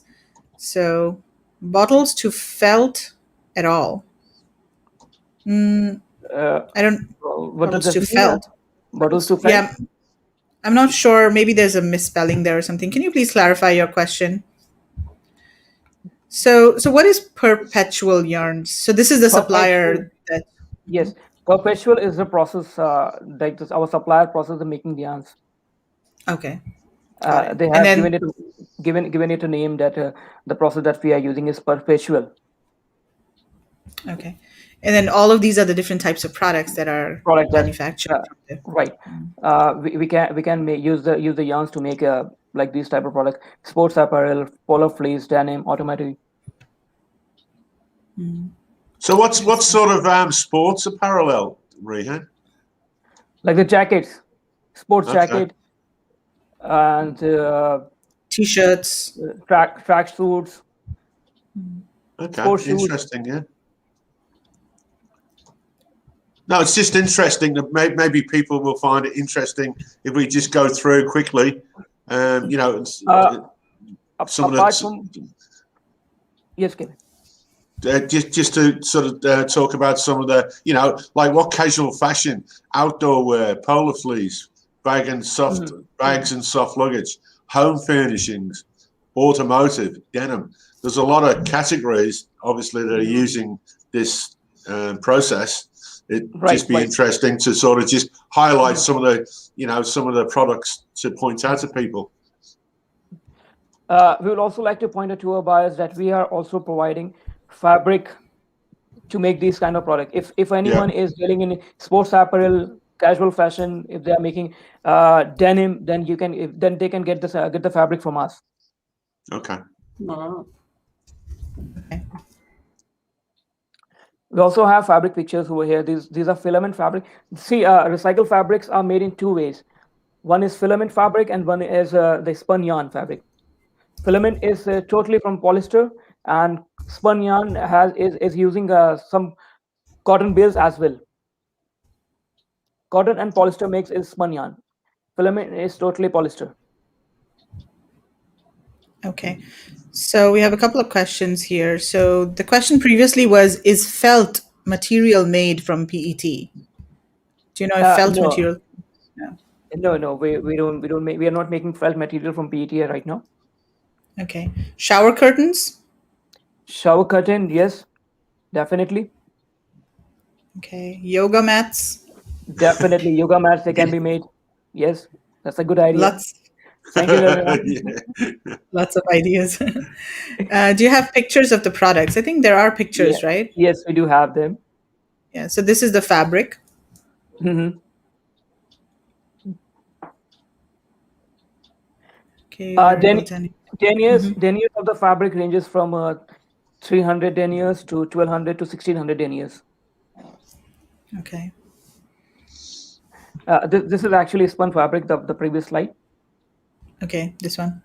Yeah, that's the cotton spun fabric. So what we do, the warp is on polyester, and the weft is made on the cotton side. You can see the weaving style as well. Yeah. The warp is on polyester, the weft is on like the cotton bales. Okay. So polyester, you mean PET fabric, right? PET fabric, right? Yeah. Okay. So let's see some products. Yes, the one is the one shows the plastic, and the one shows the bags.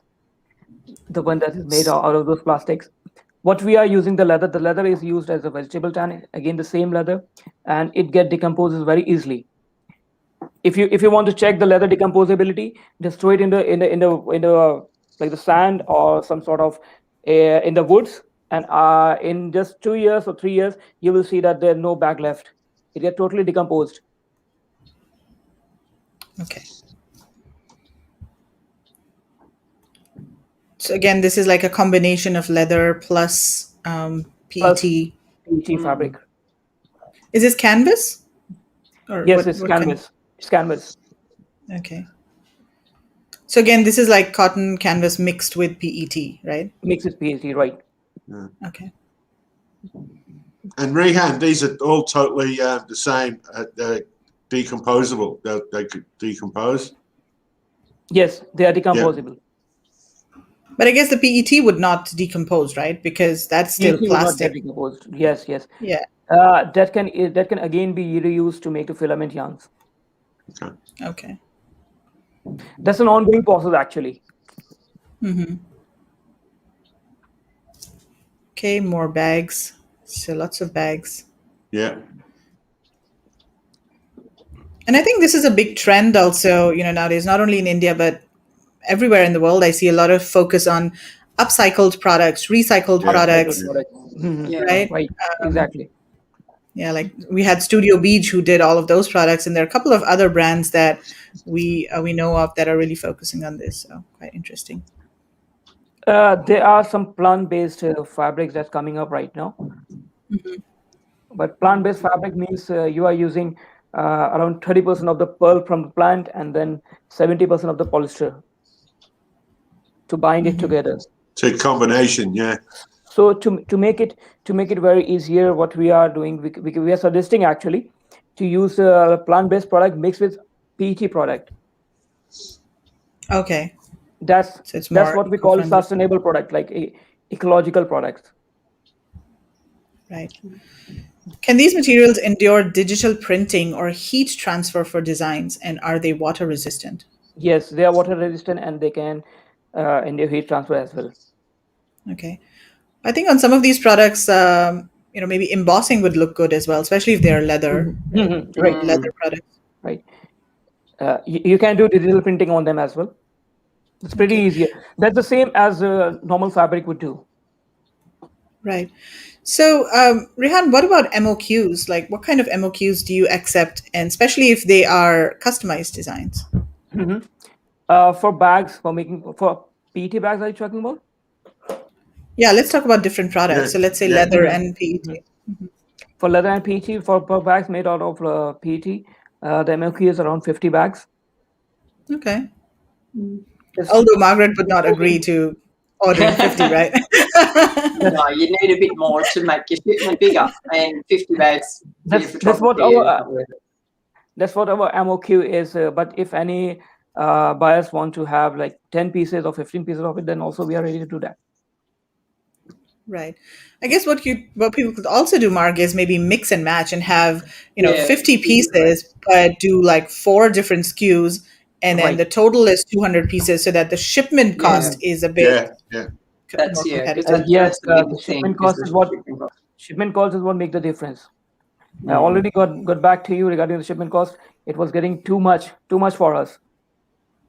We are sending 5 samples to Australia, and it's been charged like a lakh in INR. What? Are you serious? Wow. And is that because of the current situation? Like there are fewer flights and all of that? I don't know what's happening around here, but I will get back to Samiksha. You shared the number with me. I'll get back to Samiksha and get in touch with her. Absolutely, for sure. Samiksha. Yeah. And she's going to be answering all of our questions tomorrow. Actually, Samiksha will be on the show giving an update on the shipping situation in India. So, yeah. All right. Cool. Okay, well, Rehan, it was always amazing talking to you and seeing you on the show. And thank you so much also for being so active in the group. Yes. Thank you. Do you have more products? Yes, okay. I do have. He's always got more products. Oh, wow. Oh, wow. There you go. Yeah. These are cushion covers. So are these like 2 materials stitched? How are they made? They're 2 different leather stitched. Okay. Yeah, no, they're very different. Wow. It's just so different, isn't it? Yeah. Yeah. Kevin, the best part is that they are the wastages of the bags. Yeah. The leather that's been thrown. Yeah, so it's all recycling. Yeah. That would have been thrown. That would have been thrown away. Would have been thrown, right. Yes, yeah. And they have been used to make these beautiful products. The price is also very nominable.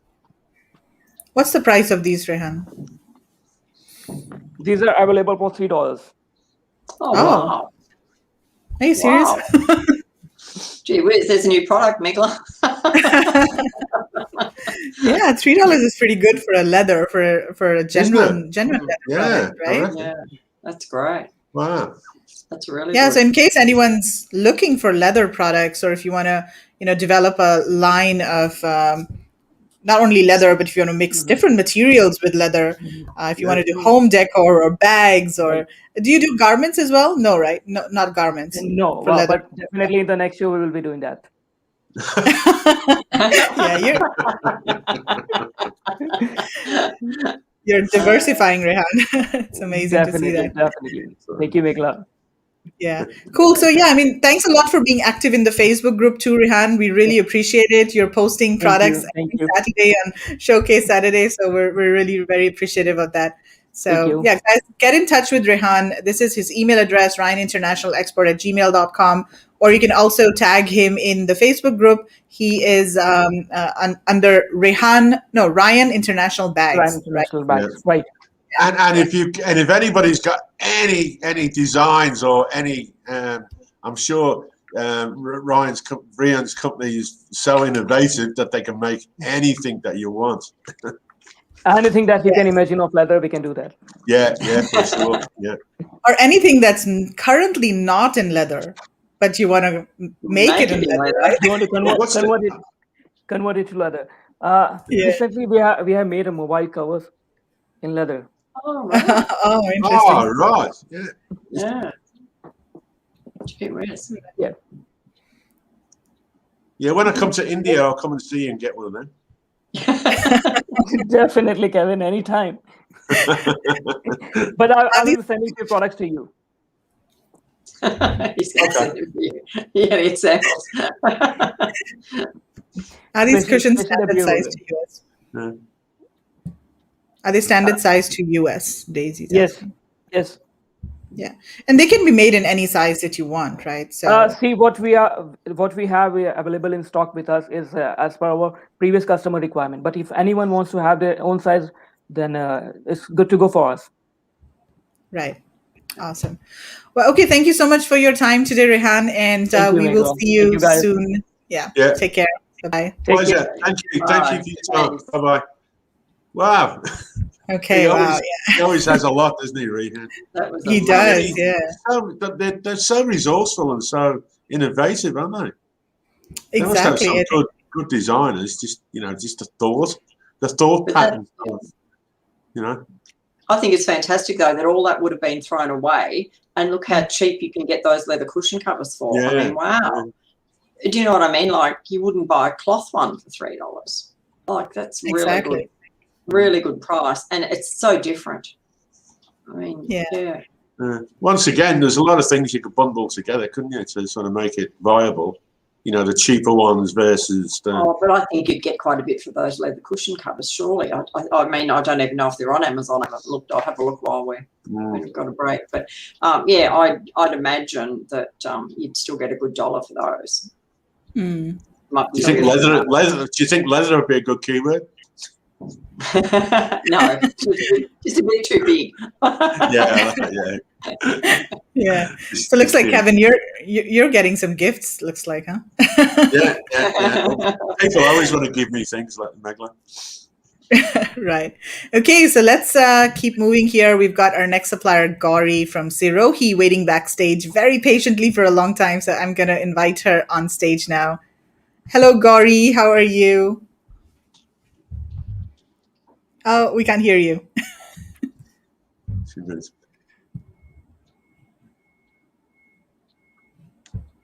Do you want to just make sure that your microphone is connected?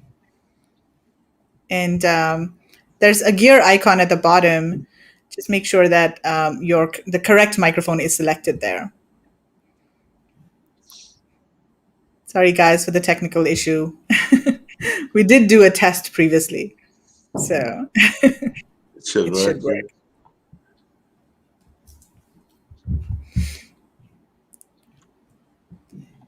So if you're on your laptop, just take a look at the gear icon at the bottom of the laptop on your screen in StreamYard. It says Cam Mic, and then just click on that, and then make sure that you are going into audio, and then connect the correct microphone, because sometimes it doesn't pick up the correct microphone.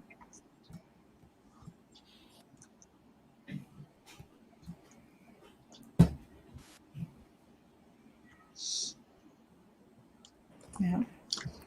I'm just looking at cushion covers. There's not a lot of really nice leather cushion covers here. Yeah. Gauri, you're connected from your phone as well? Yeah.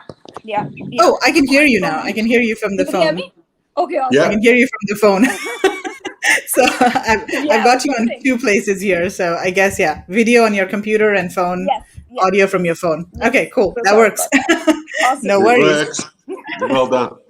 The India tech Cool. issues, but yeah. Cool. But Gauri, thank you so much for joining us today. Welcome to the show. And we are just so excited to learn about your story and what you've been doing with Sirohi. And Mark, Kevin, and I, we had an initial call with you and we were just so inspired after the call. Yeah. So, why don't you get started? I'm going to share the slides that you had sent to us.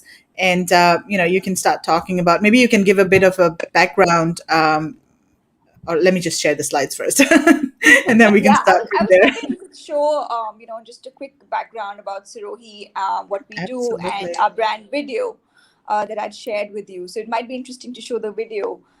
Okay, you want to do the video first? Okay, Yeah, sure. just to quickly, it'll just give people a quick glimpse of.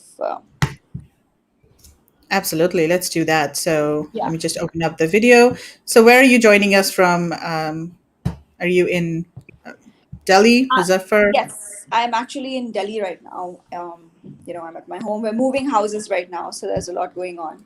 But, Okay. yeah. But yeah. Cool. Okay, share audio. So here is the video coming up. And let's take a look at the video first.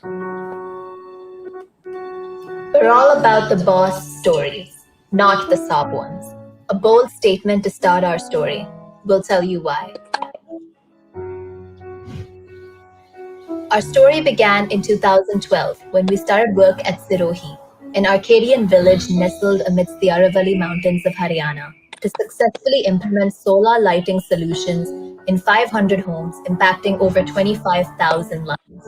It was in those communities that we first met women weaving local furniture using intricate traditional forms of weaving. We were mesmerized. Their tranquil lifestyle, bursting with joy and creativity, deeply inspired us, and so the Skilled Samaritan Foundation was born. It wasn't long before we were met with our biggest challenge that would become our mission statement in the years to come. What we observed during our work in these communities was the lack of dignified jobs for women and the limited employment pool due to socioeconomic barriers, such as lack of a formal education or child marriage. The sad reality is the gender gap in these communities is not looked at as an issue, but as a normality. Not every story is a sob story, and here's why. The women in these villages had brilliant handicraft skills with charpai weaving that were passed down through the generations. They were firebrands who wanted to work and make a difference to their lives and that of their children, which makes them bosses in their own right. It was in June 2019 we started our work recognizing existing skill sets of charpai weaving with only one woman, Gaur Fatima, who said yes to working with us. Almost a year later, we now stand strong with a base of over 150 women artisans who are now financially independent and leading a life of respect as equals in their communities.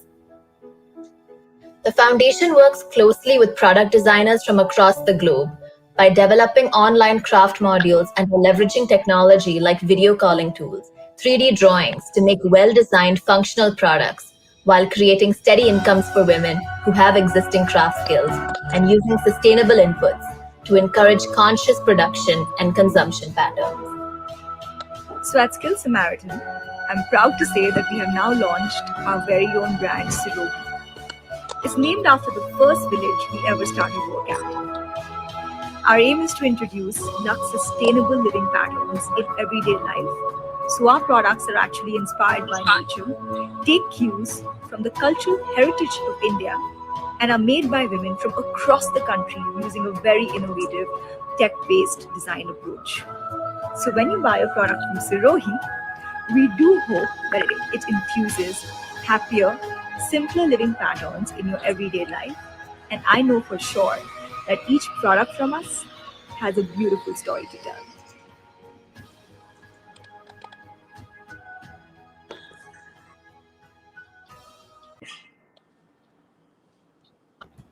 Wow.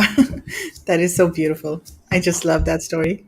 That's excellent. It's fantastic. Yeah. Beautiful. Very impressive. Okay, so let's also go through the slides, right? And then let's Sure. learn a little bit more about what you guys do. Yeah. Okay. Great. So you So can go hi. ahead. Yeah. Awesome. Great. So my name is Gauri and I'm the founder of Sirohi. It's an artisan-led brand for home and lifestyle products that uses a circular economy approach where we make handcrafted products for the growing conscious buyer. And I'm assuming those are the kind of buyers we have here today. So very excited about that. Our vision is of a world where women, who are married very young, don't have a formal education, can use their existing craft skills to earn dignified incomes. Next slide. So yeah, and these are some of the firebrand women that we work with, and the aim is to infuse slow, sustainable living patterns in everyday living. Those are the kind of products we make. Moving on. This was the video.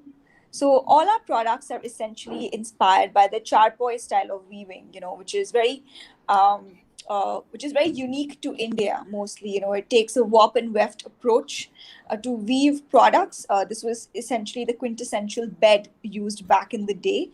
And we're using this weaving style to make products, from trays to baskets. I'll show you some of those, but, we'll move on with that.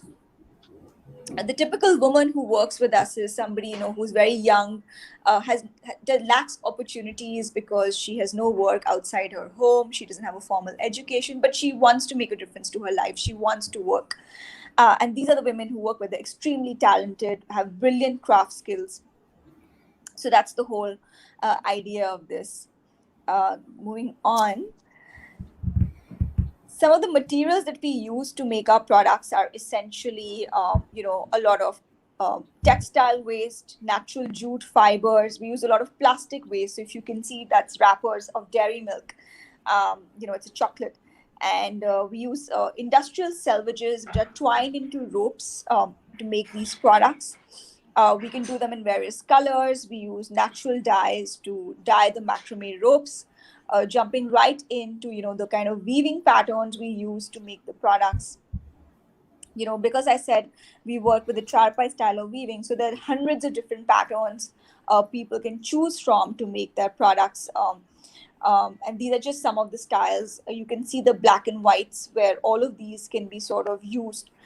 You can use different color combinations. You can use different materials. All of that to make the products.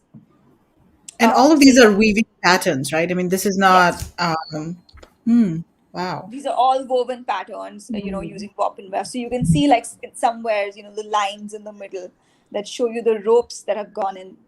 We can use thin ropes, thick ropes, and the pattern can be as intricate as you would like it to be. We also have a materials catalog that we share with our buyers, so they can see, what, if they like a particular product. We can move on to the product. It gives the consumer. Yes, these are some of the products that we make, from work from home furniture to packaging trays, boxes, chairs, lighting, planters, bags. I had some of the products to show you, while we're here. So just to give you a sample, this is just a bag that is made from cotton fibers, and it's got all these Indian trinkets on it, which are inspired by tribal villages in India. So these are like what you call ghungroos. This used to be used as for dancers back in India, that they used to like sort of wear around their feet when they would dance. So we've taken so everything is very inspired by like different villages, the culture of India, plus the weaving style. So this is like a small, beautiful clutch bag that I absolutely love. We've also got one with plastic waste. So if you can see, this is all plastic waste that has been twined into ropes. And then, it takes like almost 6 hours to weave, just this bag. That's it. So it's like a little tote. And, honestly, like this is the sturdiest bag you will ever have because it's made from plastic waste, which essentially means you could put it in water, you could, throw it, it's going to last you for years, just as the characteristics of water as such, right? Um, so essentially, so this, and you can even see the wrappers here, right? So, you could be a proud consumer saying that, hey, that's me carrying like a plastic bag, which also looks really spunky. So how do you get these Yeah. materials? I mean, where do you get these materials from? Like, are they, uh, are they manufactured from in other factories by other suppliers, or do you process the materials yourself in house? So, the waste textile ropes we do ourselves in house, where we actually work with local craftswomen, where we're taking a lot of textile waste from manufacturing units that's twined into ropes. And actually, just one ताकि उस कमरे में ना नीले रंग का डब्बा है वो लेकर आ जाओ इसमें नीले रंग का डब्बा. Yeah. So we've got that. So we work with other craftswomen. So we train them to make ropes. For the plastic ropes, we actually work with local rope making units. There are lots of flexi packaging units. Now these units are, manufacturers of packaging for, FMCG brands like shampoo wrappers, chocolate wrappers, everything that uses plastic, right? Whatever is left as side trimmings from these uh, नीले रंग का box ऊपर रखा है plastic का. That is used to essentially twine it into ropes with these units, and then kind of make the ropes. And then the ropes are like long ropes of almost like 100-200 meters that are used. So it's not like small wrappers. These are essentially like big trimmings that are used as such. Okay. Got Yeah. it. I'll just show you one of the ropes. Plastic ki wo dena. हाँ, ये दे दो. So this is like a rope, essentially. This is the plastic waste, that is side trimmings. If you can see, it's of, it's like of a washing powder or detergent powder. This is essentially then used, long strips of these, the side trimmings. They're all twined into ropes like this, like long ropes, like that. Right.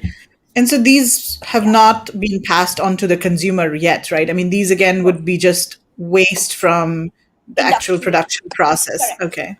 Yeah, and then it's woven into a beautiful like box like this using the style of weaving that I showed you. Oh, nice. Which is functional. And we also personalize the boxes, if you want to gift it for like weddings and all of that. And it's like, so yeah, it's pretty like cool and functional from the point of view of us taking a lot of plastic waste and doing what we're doing with, whether it's, so all these products that you see can be woven from plastic waste or textile waste or natural fibers based on your material of choice. And the plastic waste is good because it can be used outdoors, as well, so it's weather resistant and it's like all weather furniture as such. So essentially the value proposition of the brand, what we do is, we're very conscious about the way we produce, what we're consuming in the production of our products. It's sort of inspired by craft. It's focusing on sustainable development goals 5 and 12. We use a very design-centric approach. So every product is, while it's artisan-made, has a very strong input of design in it. So it's very functional, plus at the same time infuses values of design in the whole thing. The entire brand is powered by women, backed by women, led by women. So we're very, all about that. But we believe in gender equality. So the offering is open to men as well.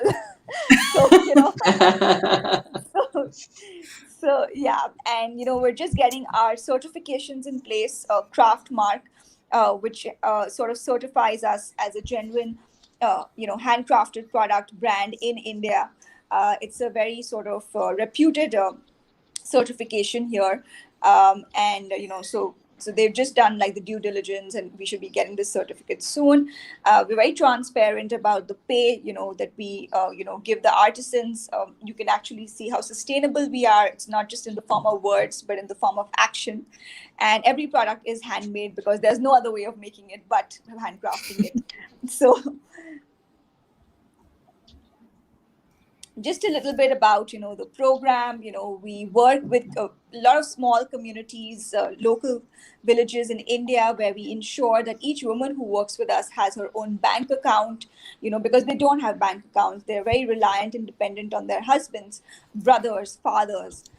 So we issue ID cards for them, open bank accounts. They're trained using, video tutorials to make new products. We do a very hardcore quality check to ensure that each and every product before it's dispatched meets the right standards and quality. And they're all available, on our website at sirohi.org. But at the same time, we are also, in a way, doing a lot of bulk sort of sales, for resellers. So people who want to start out and start their little brands and, monetize for it. So, so while there's an aspect of rural women actually working with us, to make the products, we also want other women, who want to start out, who are limited in whichever country, to, sort of sell our products, become resellers, and become financially independent as well, and use that to monetize, in their own way. So this is the impact I was talking about, which is very clear. And, we always have that each product that you see from us, almost 45% goes back to the beneficiaries, which is the weavers, the carpenters, the welders who make the product. 10% is used, for the weaving material, 12% essentially for, I would say, the wood and metal or frame, and, everything else, 18% is then split between design, fulfillment, admin, all of these things. So we're very sort of particular about, the impact and, being fair trade in each and every product that's made at Sirohi. So just taking you some of the range, the fun stuff, what is interesting and exciting at Sirohi. This is the catalog. We do a lot of trays, and the colors can all be customized. Sometimes people want something spunky, fun. So the ones you see on either sides are made from textile waste, which is more colorful because, we can't control the colors of the textile waste. The colors always vary. The one in the middle is made from plastic waste, or gold, plastic, and white. So, it's slightly more calming, and, like for weddings, trousseaus, things like that. We do different sizes of trays for trousseau packing, for gifting. And we can even customize the sizes, the materials, all of it, as I mentioned. So yeah. So is it a wooden tray?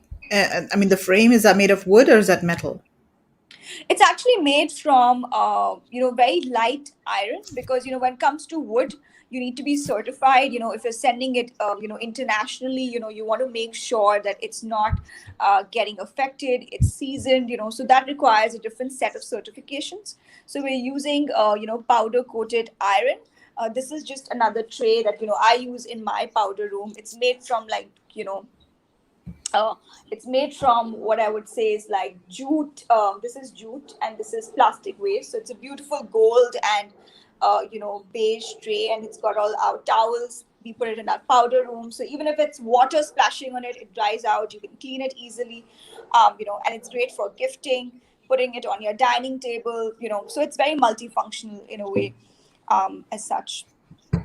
And they're pretty light as well. So one of the reasons, like I said, we don't use wood is from the certification aspect of it, because we do have a bunch of international buyers. Again, another range of trays. This is another kind of tray that we do, which is a double-decker tray. You can put it in your powder room, put all the clean towels on top, put all the used towels at the bottom, put it in your offices, put it, in, again, on your, by your bedside, you can put all your makeup brushes on top, and, everything that you don't need at the bottom, like your lotions. So, it's very multifunctional, and, it depends on how you see yourself using it. So this is, we just leave the products to your imagination. Again, the boxes, different colors. These are, you can use them as laundry baskets. The one on the right, it's great to put in your powder rooms, your bathrooms. These boxes are great for your trinkets, jewelry that you use every day, putting your lipsticks or your brushes, all that on the side. So just like storage boxes as such. Different sizes, different styles, different weaving patterns. So this is just a mix of all of that. And could you do customized designs as well? So let's say if a buyer had a specific design of their own and they wanted to do that. And are there any limitations of what cannot be done? We say pretty much yes to everything. I think we can do almost each and everything, because we can customize your colors, your sizes, your weave patterns, things like that. We also do a lot of multifunctional stuff, like, you want to use a storage box as a seater, so, it doubles as furniture plus storage. We can do that. We did some of these seasonal gifting boxes for Valentine's Day, for Christmas, which are great. So if you're looking for something specifically for a gifting season or a festive season, we can even, use colors to mix and match and, curate a box that, that sort of identifies with that season, whether it's Easter or Christmas or, Thanksgiving or, just, or your wedding, like, if you're doing your wedding in a particular color, we can do that too. Right. Really nice. Again, just some trays, for gifting, if you want to gift things to people, you want to use it in your own homes. So this is all of that. These are some multifunctional trays, and that's a laptop stand that we made during COVID, because we wanted people to become more conscious about their work from home spaces. So it's all made from textile space, super functional and effective. And we did like massive sales for these for schools, for in India. And I think, and the good thing is that, it absorbs, all the heat that's sort of, from the laptop. It's made from textile waste and jute. So that's lovely. And these are just some of the trays, they can be used as remote caddies, they can be used as bar trays. I think it's all to like declutter, you want to put like by your bedside, put your books in, all sorts of things. So, so like I said, it's pretty much, you use it to your imagination as such. I really like this laptop stand. Yeah, it's super functional. Right. What do you think, Mark? Yeah, no, I think that's really good. Yeah, no, really, really nice. And something different. Does that actually come apart, so it will flat pack, or is it set? Yes. It comes down. Yeah. Yes. So what you can do is, the top aspect, I don't have it here, unfortunately, but, the part where, it's resting on to give you that elevated thing, that entire thing comes down. And so it becomes flat packed. Flat pack, yeah, no, that'd be good. Yeah. So Vandana is saying gorgeous options. Love the story. Sorry, late to the party. Beautiful products.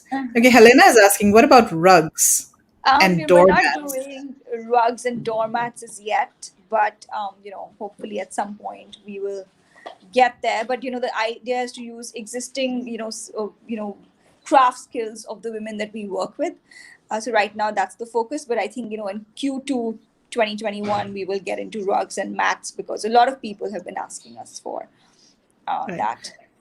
Is it waterproof or water resistant? Yes, absolutely. Like I said, we're making a lot of stuff from plastic waste. So that part is all water resistant. Just to give you an example, if you can show me this box right here, and this is my cup of water. So even if I spill it, there you go. It still stays the same and it's water resistant. So, so that's a live demo right there. I hope there wasn't anything inside the box. Thankfully, there was nothing inside the box, but it stays as is. So, yes. So most of the products are water resistant. Awesome. Okay, so Jackie's saying, I'm eyeing the laptop stand. I love everything. How does the pricing go for wholesale? So pricing is, we don't do MOQs, like I was telling, the group here, that we want you to sort of, we want to make Sirohi a global brand. So we want people like yourselves to sort of like, go talk more about us, sell the products, even if you want to sell it as your own brand, and do white labeling as such. So the pricing of wholesale, what you see as retail, goes down by almost, 40 to 50%, or even 60% sometimes for wholesale.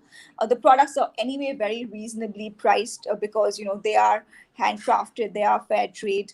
And so, but at the same time, the quality is very high. So, some of the laptop stands, for example, on a wholesale, you could buy them for, let's say around like less than $15, just the product as such. So it kind of depends on, what product it is, and, what's your, what kind of diversity you're looking at. So yeah. Right. And then you also had an MOV, right? Like a minimum order value, not exactly an Yes. MOQ. So what would be the minimum order value? So yes, because we do sort of do a lot of wholesale and bulk, and we start with a minimum order value of as minimum as $500, or lesser as well, depending on what products you're looking at. We're not very fixated on anything, but we do need if it's an international order, something as simple as 500. Okay. So here are more storage boxes. Yeah, so again, storage boxes, different colors, different sizes, different styles. If you have something that you like, you can also send that to us to make. These are great for like, storing your, your linen, your, bedside stuff. You can even use the boxes to sit on top if you want to put it in front of your beds. So it's like a double, multifunctional. Use it for storage, for sitting, for putting, some of your stuff on top. Use it as a bedside, as like a table, bed end, things like that. Toy box. Toy box for kids. Yeah, exactly. Yeah. Right? Yeah. Yeah. So can you make? I was just going to say, it's very hardy material too, isn't it? When it's put together, very solid. Yes, we do. We do have a stand where you have various trays. It's like a chest of drawers as such, Rashmi. I think that's somewhere below. We'll get to that in the presentation. Can you do custom shapes and sizes? Yes. We absolutely can. Shapes, sizes, colors, materials, all of it. Do you have an online? So Daisy, I would recommend you have a look at our website really quickly, which is very comprehensive. You can write to us at sales@sirohi.org. And we will send you a bulk purchase form, which doubles as a catalog plus purchase form. And you can just click the products that you like, you're interested in. And, we get like, all the products that are of interest to you with some comments. So, we can, if you could shoot us an email, we will send that across to you. Yeah. And also just to tell everyone that you can find all of the VISS catalogs, including Sirohi's catalog, at this URL. So if you just type this into your address bar in your browser, bits.ly/VISS-all, you'll be able to see all of the catalogs, and just go into the February 2021 folder to look for Sirohi's catalog there. And the email address, Gauri, you said was sales@sirohi.org, right? Yes. Yeah. Sales, or you could write to gauri@sirohi.org. You can directly write to me as well. Okay, let's keep going through the catalog because there are lots of other beautiful. Yeah. So we'll just skim through it. We've got we've got these colorful boxes for storing your kids' toys, because I know that can get really messy. This trousseau trunk is really pretty because this was used as we sent this to a lot of like VIP celebrities in India as part of a gifting campaign that we did. So this was very nice. And I think you could also do a set of like 2 or 3 boxes, and they could be nestled inside, or what's it called, nested. Yeah. Nested. Yeah. We do nested boxes. So all of these can be nested in different colors, sizes. Now moving on to the small furniture, we've got some of stools. So this is kind of like nice. We just skim through it. Yeah. And so these tools are kind of, are you also exporting these tools? Because this is a very Indian kind of stool, and it's sort of an Indian design, but how are they, perceived overseas in the US and So people love specifically? them. We do get a few like sort of interest for the stools as well. More so because they're all detachable. So the legs, everything that we do for an international buyer can be flat packed.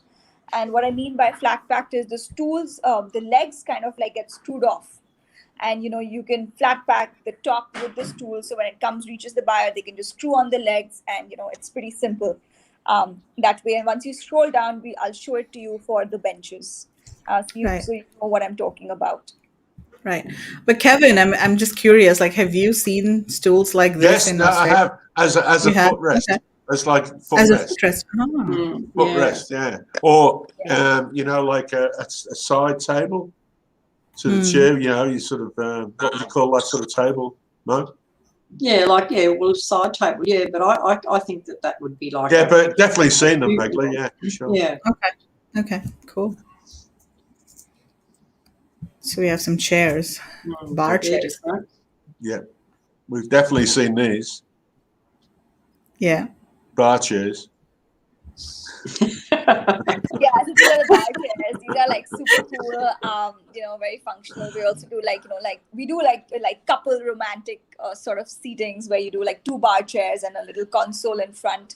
I don't have the image of that here, but these are really cool for if you want to have your little date space at home during the COVID times, because you can't step out.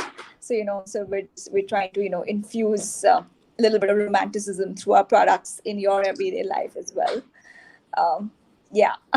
And then like I said, we are a brand for slow sustainable living, where the aim is to bring the outdoors indoors. So everything, so there's a lot of like planters that can be used in your indoors as well, of different sizes, shapes. We want you to bring like greens in little like nooks and corners of your home. And all of these are like, if you scroll down, Meghla, you will see, these are different, they can all be stackable, different sizes. So, you can place them all together or in different corners or whatever you see best. And again, these are jute, right? I mean, Yes. these over So here, this is a right? mix of jute and gold. This is, so if you can see, the top of some of these it's like a mix and match of like jute and gold. So top is gold, below is jute, especially because it has to be a little bit of like dirt and water resistant, right? If you're watering your plants, you want to make sure that you're able to clean them. So so we keep like some of these things in mind as we make the products. Right. And you also work with a lot of different designers, right, to design these products. You want to tell us about that? So I think you have some overseas designers and also like designers from NIFT, which is a very prestigious fashion university in India. Yeah. So tell us about that. Yeah. So, so we work with young designers we have a very sort of, strict application process where we get designers from different parts of India and internationally to work with our communities, to share sort of like 3D drawings and, ideas with them to make products that you see here. Which sort of, which takes into account 3 things. One is, infusing the heritage of India, functionality, and at the same time, the product should be relevant for the audience of today. So taking these, sort of 3 pillars into account, we have designers from different universities working with us, even from the Royal College of Art, from Parsons, which is a university in the United States. And all these people, share designs, through 3D drawings with artisans to make products. And all these designers also get credited, so they're not just something on the back, just on the back end. So if you go to our website, there is a section called designers, and you will see all the designers who've made different kinds of products, credited on the website, because we believe that they should get their dues as well. So, yeah. Yeah, that's awesome. So this is again, these are all like either planters. You can use them as storage boxes, so again, like a dual sort of functionality to these products. They can all be nested, so that's another aspect of what we do. These are very inspired by India, like multifunctional, like stands where you can that double as art in a way. You can put them in any corner of your home, put your books, put your stationery, put planters in. things like that. And so this is just some of that.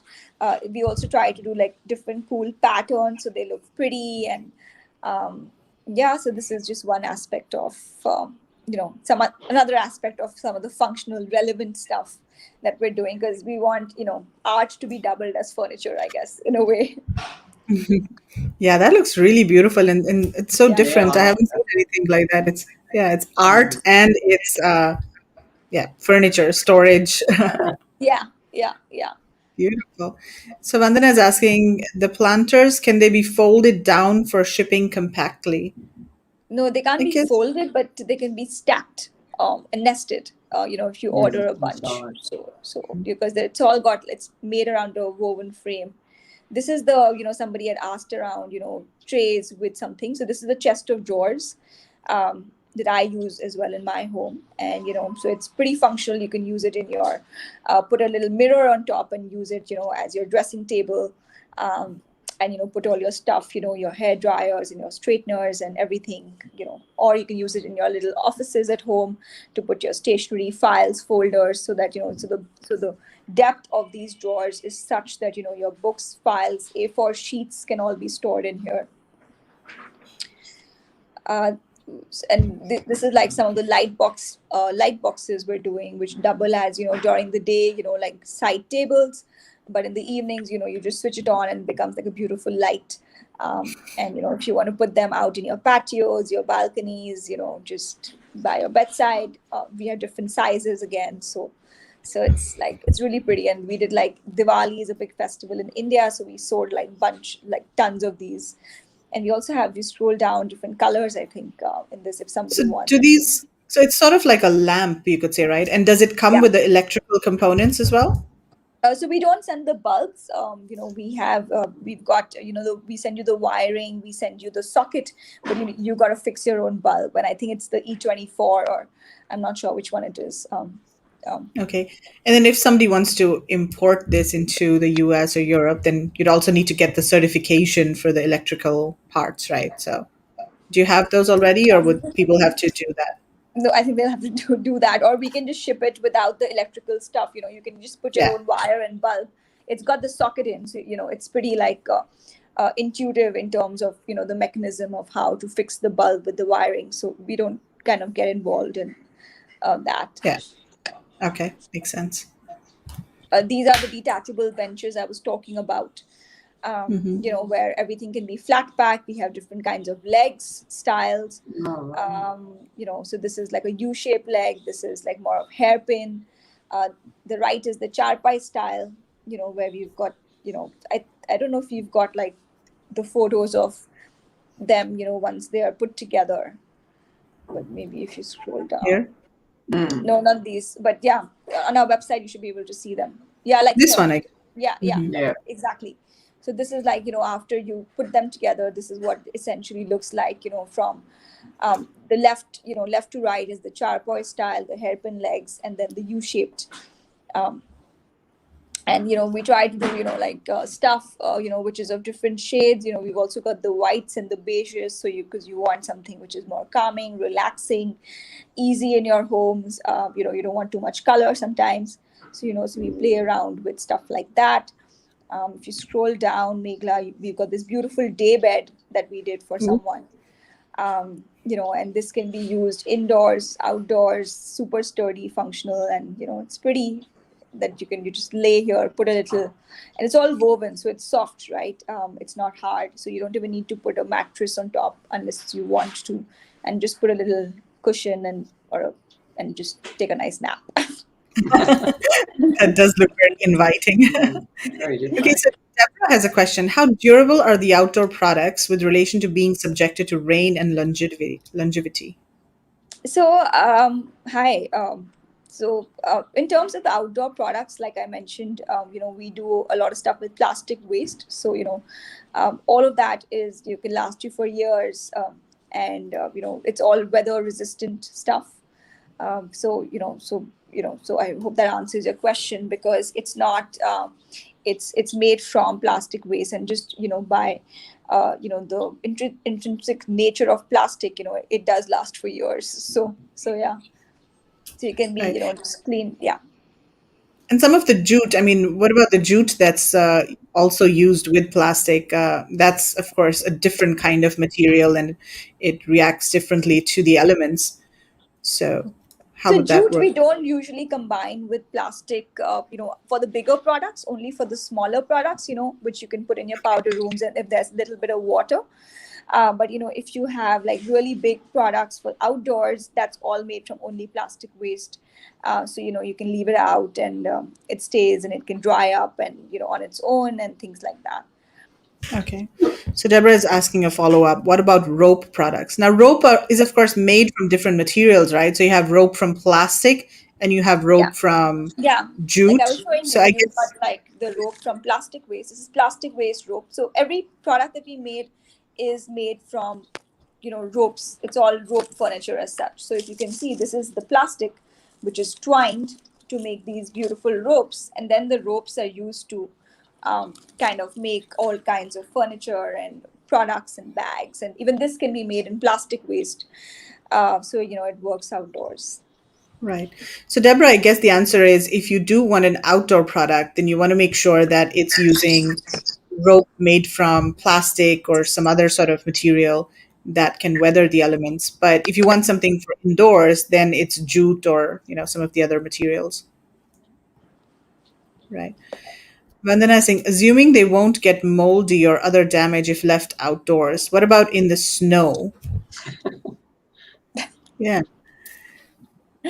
So I guess the same answer, right? I mean, if it's something that's plastic or made from plastic, ropes made from plastic, then there'd be definitely okay to put out in the snow or anywhere. Yeah, yeah, yeah. So I think yes, I don't know about mold or damage. Now it depends. I think like somewhere these products are also expensive. So Vandana, I would recommend you also like try to take a little bit care of them because they're not going to be resistant to everything. So so while we can sort of from our end try to make sure they're sturdy, we use the right kind of materials, but we also kind of have expectations that the consumer would in some ways be protective if they're investing in high quality products. Because while for wholesale we've got the smaller products, the bigger products are expensive as such, and we would kind of expect that you maybe take them indoors or cover them, or you put them in a shaded place so they're not just lying out in the snow. Right. So Deborah saying, sorry, I came in late. I did not know the rope was made from plastic. Yeah, Deborah. So one of the materials that they use is this rope made from plastic that's actually waste from factories or industrial clippings, did you say, right? Industrial trimmings. Trimmings, yes. Does the plastic stretch much after use or hot weather? Yeah, that's a good question. Like if it's outdoors and it's super hot. We do have a lot of charpoys, that people have just kept outdoors in hot weather, and it hasn't, we haven't faced any problems. And these are products that have been with them for 2 years. So, so not as such, I mean, unless you really put them in, just put them outside in like really hot weather for like long and long, for days and days, so like I said, somewhere you have to be a little bit careful about the product and not just leave it outdoors because it is a bit of an investment. Right. And of course, it gets really hot in India. So if it can endure the heat, the Yes. summer of India, then it can survive the heat anywhere, I think. Yeah, absolutely. Simone is saying, I think all outdoor furniture should be winterized before heavy snow is approaching. Yeah. Or maybe just kept indoors. How Yeah. about resistance to volcanoes or earthquakes or hurricanes? Vandana, I'm going to stop answering your questions now. Vandana wants really, really sturdy and durable products. Yeah. Okay, so what's this? Let's talk about this. So this is like a macrame frame. This is from work. Somebody, during a work from home, when India was under complete lockdown, wanted to separate their living space from their work from home space, and so this works great. It's like a macrame screen divider. It's beautifully woven. It takes days and days to make something of this size, and this is to put in your home. To divide any space, it can be used as a screen divider. If you go below, I think there should be one more. No, it's not. No. That's the last of it. But yeah, so this is essentially industry, and this is just some of the awards and recognitions we've received. We've partnered with some of the bigger brands like Uniqlo, with WeWork in India. We're doing something with H&M. So I guess this kind of adds credibility to our work. We're a young organization. We've been sort of stamped a UN women credited organization as well. And so you can read a little bit about us in different places. So this is just me posting about our work. You can add Virtual India Sourcing Show over there too now. Yeah, I will. Okay, tell us about this.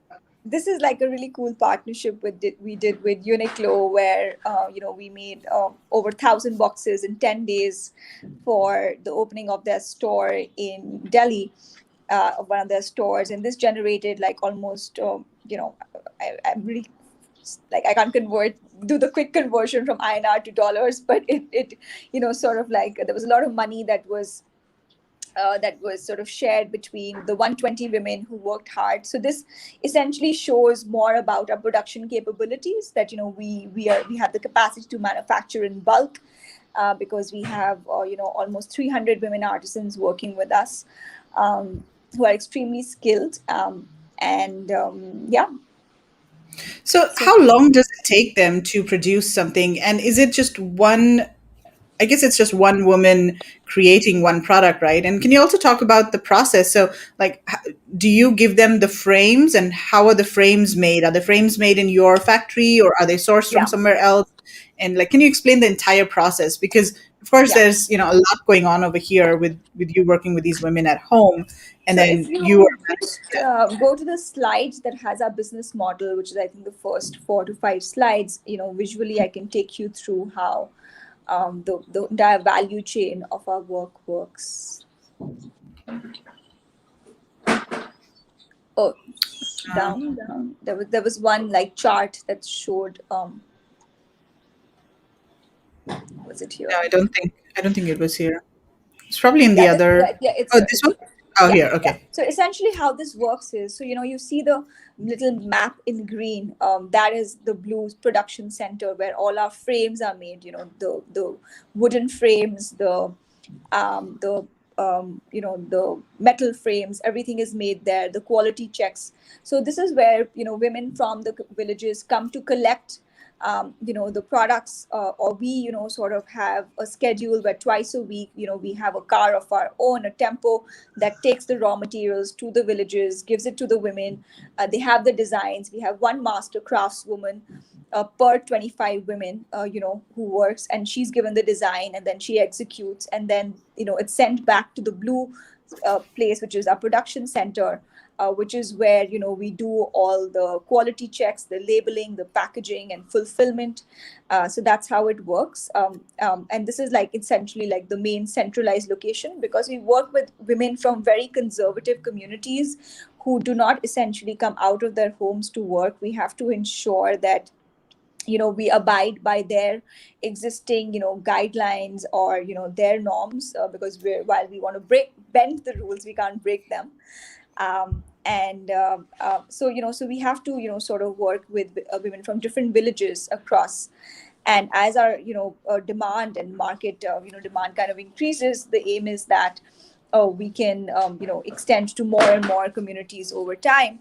So the blue spot is where all the action happens, and just the weaving takes place in the orange spots where the villages are. Right. In terms of capacity, like currently, what is your, let's say, daily, weekly, or monthly capacity, for products? So on a monthly basis, we can, do up to, like, depending on the size, and we have different clusters doing different things. So let's say, for wholesale, we do mostly, the smaller products, which are around, I would say, 5,000 units a month. On a daily basis, we can do up to, like I would say 100 and 150, or maybe even more than that, the math. So, so something around that. or maybe like 250, 200 products. So and also like not all women are working at the same time, right? They have their personal reasons. Not all 300 women working with us are 100% active. So it kind of depends in a way. But we usually like are very open and have the ability to do large orders, because these are women who just about started working and they're very excited about they're becoming financially independent. So they do sort of are very professional in their own styles, of ensuring that they're completing work and they're doing it timely and getting more and more women involved. If you see the orange spots, these are just 4 village communities, and each village has over like 500 women. So that means we have the ability to take our work to almost like 5,000 women or even more over time, and that will increase our production capabilities. So yeah. Right. So do these women work in their homes, or do they go to like a community center or somewhere, like a common place in the village where they do these, they actually do the weaving, or is it just in their homes? So they do it mostly in their homes. We usually just send all the products, if it's a bulk order, to one woman. And then, she sort of distributes it to the women in her cluster. Everything that we do is monitored, the kind of raw materials, because for each product, we know that how much material is used to make the product, right? So that product plus maybe 10-20% over is sent to the women, so there's no spillage. We still face those issues, because we can't control that, because we are working with dispersed work sites. But essentially, there's one woman who is the person who we coordinate with, and then she sort of distributes the work to other people. Right. Makes sense. So let's see, we have Tori, how far apart are the orange spots? Is like the clusters? How far so sorry, apart? this is not to map or to scale. This is just a visual representation to give you a sense of that's fine. That we work with different communities, and we've got one main center for all quality checks, because I think that's very important. So this is more of a visual representation, not to scale. But still, they're like a few kilometers, or yes. So most of the communities are, I would say, just in terms of reaching time, around maximum like 20 minutes away. So it's not that far. It's a very small area, and it doesn't take us like too much time to get there. My question was based around like it's not a different region. They're only sort of minutes away rather than hours away. Yeah. So Shay is saying, I may be interested in working with you, Gauri, on the room dividers. She's saying, I love your company's mission. Thank you for the email reference. Thank you, Shay. Thank you. I will look forward to hearing from you. So Helena is asking, with the products, is it possible to get a little background on the actual weaver of the product? Yes, with each product, we send a little postcard which has, which has a little write-up about the weaver, a photo of her, and about our mission as a brand. So with every product, we do send that. So yes, so that is possible, and we are doing it already. Right. So also another question about branding, because a lot of people in our community, of course, want to develop their own brands, right? And so, but you yourself are also promoting your brand Sirohi. So how does that work? And if somebody wants to develop one of your existing products under their own brand, are you okay with that? Or would you prefer that they also have the Sirohi brand somehow mentioned? So, so I think, we do work with a bunch of like resellers and wholesalers. And what is most exciting for them, in addition to the product, is the story, right? The fact that, it's made by artisans in India. And they want that story to sort of come about. So they usually co-brand, with their sort of, we can put their labels, but the card always says, in partnership with Sirohi. And usually, if you want to take one of our existing designs, we usually co-brand.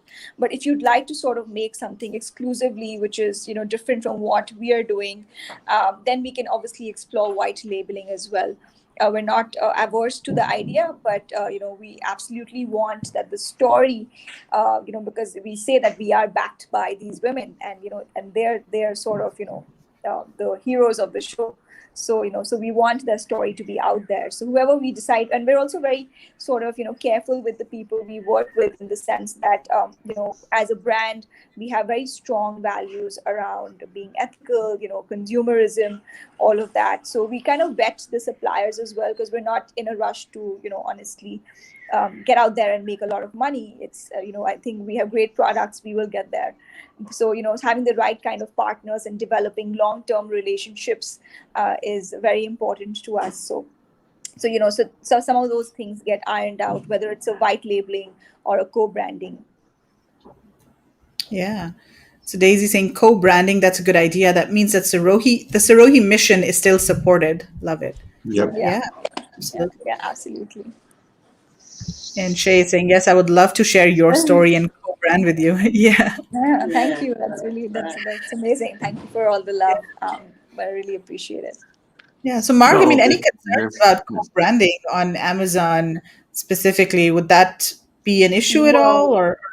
Well, I don't think you'd actually co-brand. You'd still use your brand and just have on the product, in conjunction with somewhere, or word it, Sirohi by, your brand. So, I mean, you would just use your brand in Amazon, and it'd just be in the wording in your texts, that you actually, maybe in your brand story, probably would be the biggest place where you would be able to tell both stories. Sure. So, I don't see it as an issue at all. But, I mean, you wouldn't be able to put that in as a brand in Amazon, obviously, because that brand, you've got a trademark. So it's got to be your private label brand by or in conjunction with, or, a way of doing that.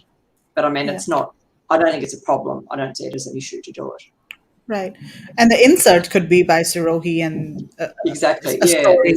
Yeah. So there's lots of options. But I think, the enhanced brand content, that's what it's all about, telling your brand story. So it's a great place for it. Right. Do you just sell in India or worldwide? So worldwide, of course. Yes, we sell worldwide, and we're, in fact, like, our website will be very soon opened to an international audience, where you can actually just buy the products from us and it'll be shipped to you internationally. So hopefully by next week you should be able to just log in and buy what you like. Awesome. Yeah, I guess, Kevin, that's something you could do next week. Buy one product and do a review. Yeah, absolutely. Yeah. I'm all open to that. Yeah, of course.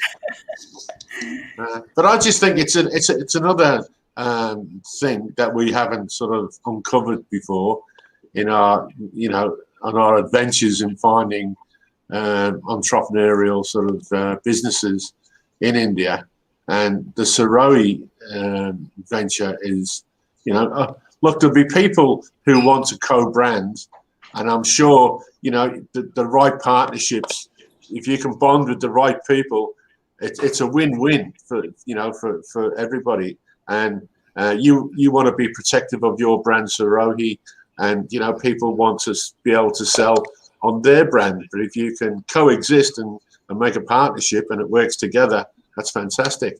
And if we've brought those two elements together today, well, that's even better, isn't it, Megla? Totally. It's a win-win-win for everyone. And I think most of all, it's a win for the women who are making these products, because ultimately it's about them. It's about uplifting their lives and making them more economically independent.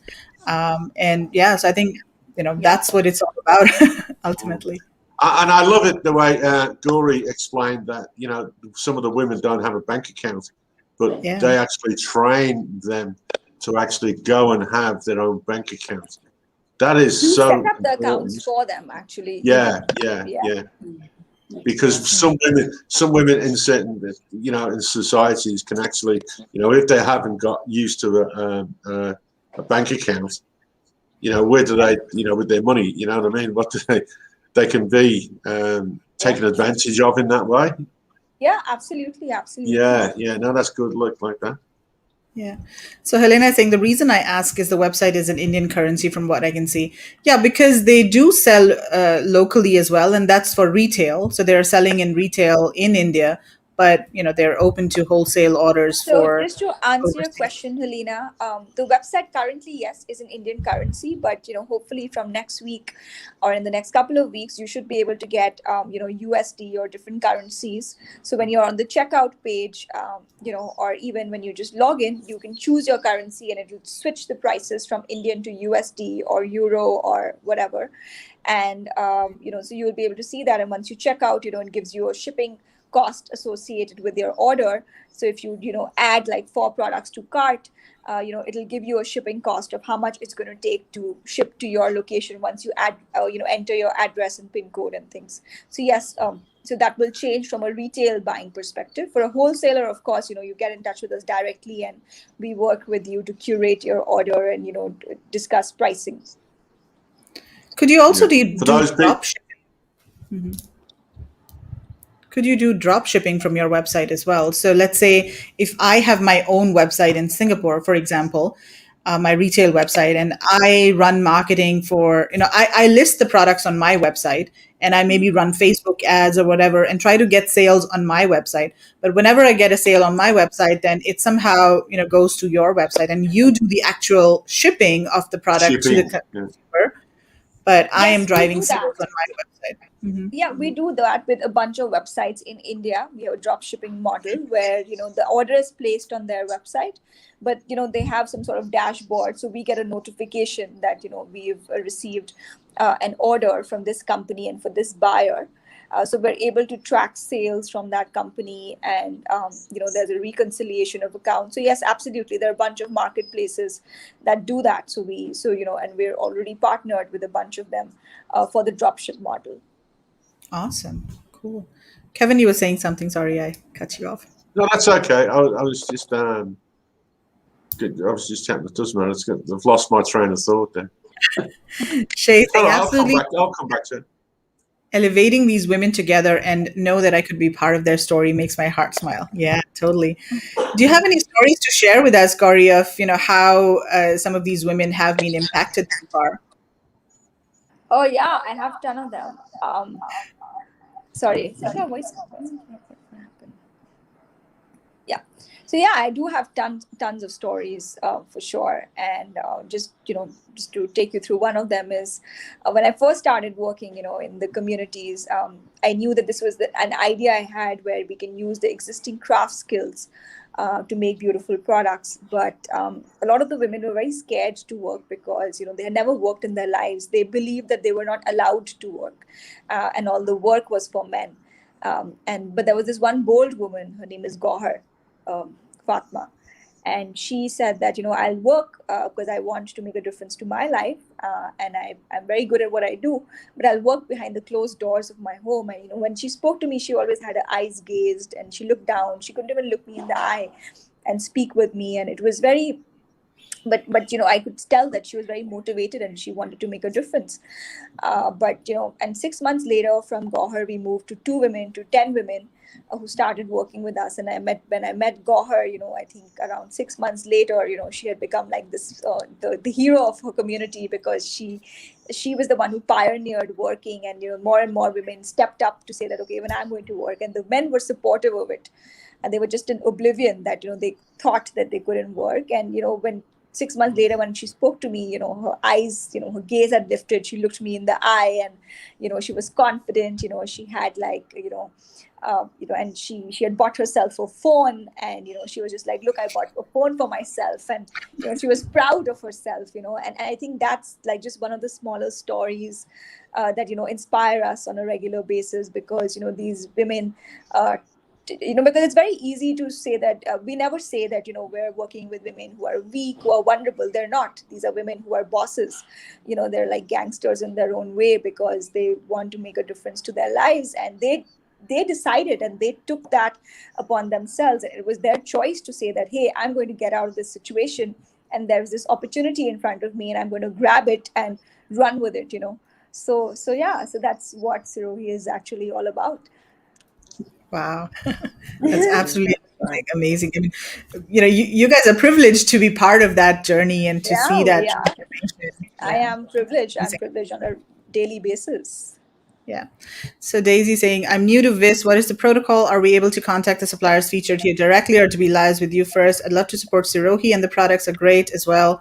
However, I want to make sure I don't do the wrong thing. So Daisy, yes, you can reach out to Gauri directly. And this is her email address scrolling at the bottom of the screen. So send her an email and, just start talking to her. You can mention that you're from VISS and you saw the products over here.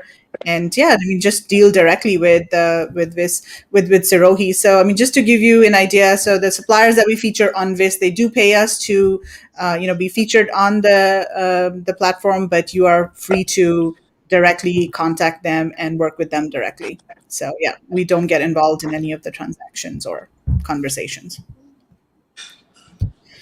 Cool, awesome. Well, Gauri, thank you so much for your time today. It's just a pleasure knowing you and knowing the story of what you're doing. And we just can't wait to see where Sirohi will go in the next few years.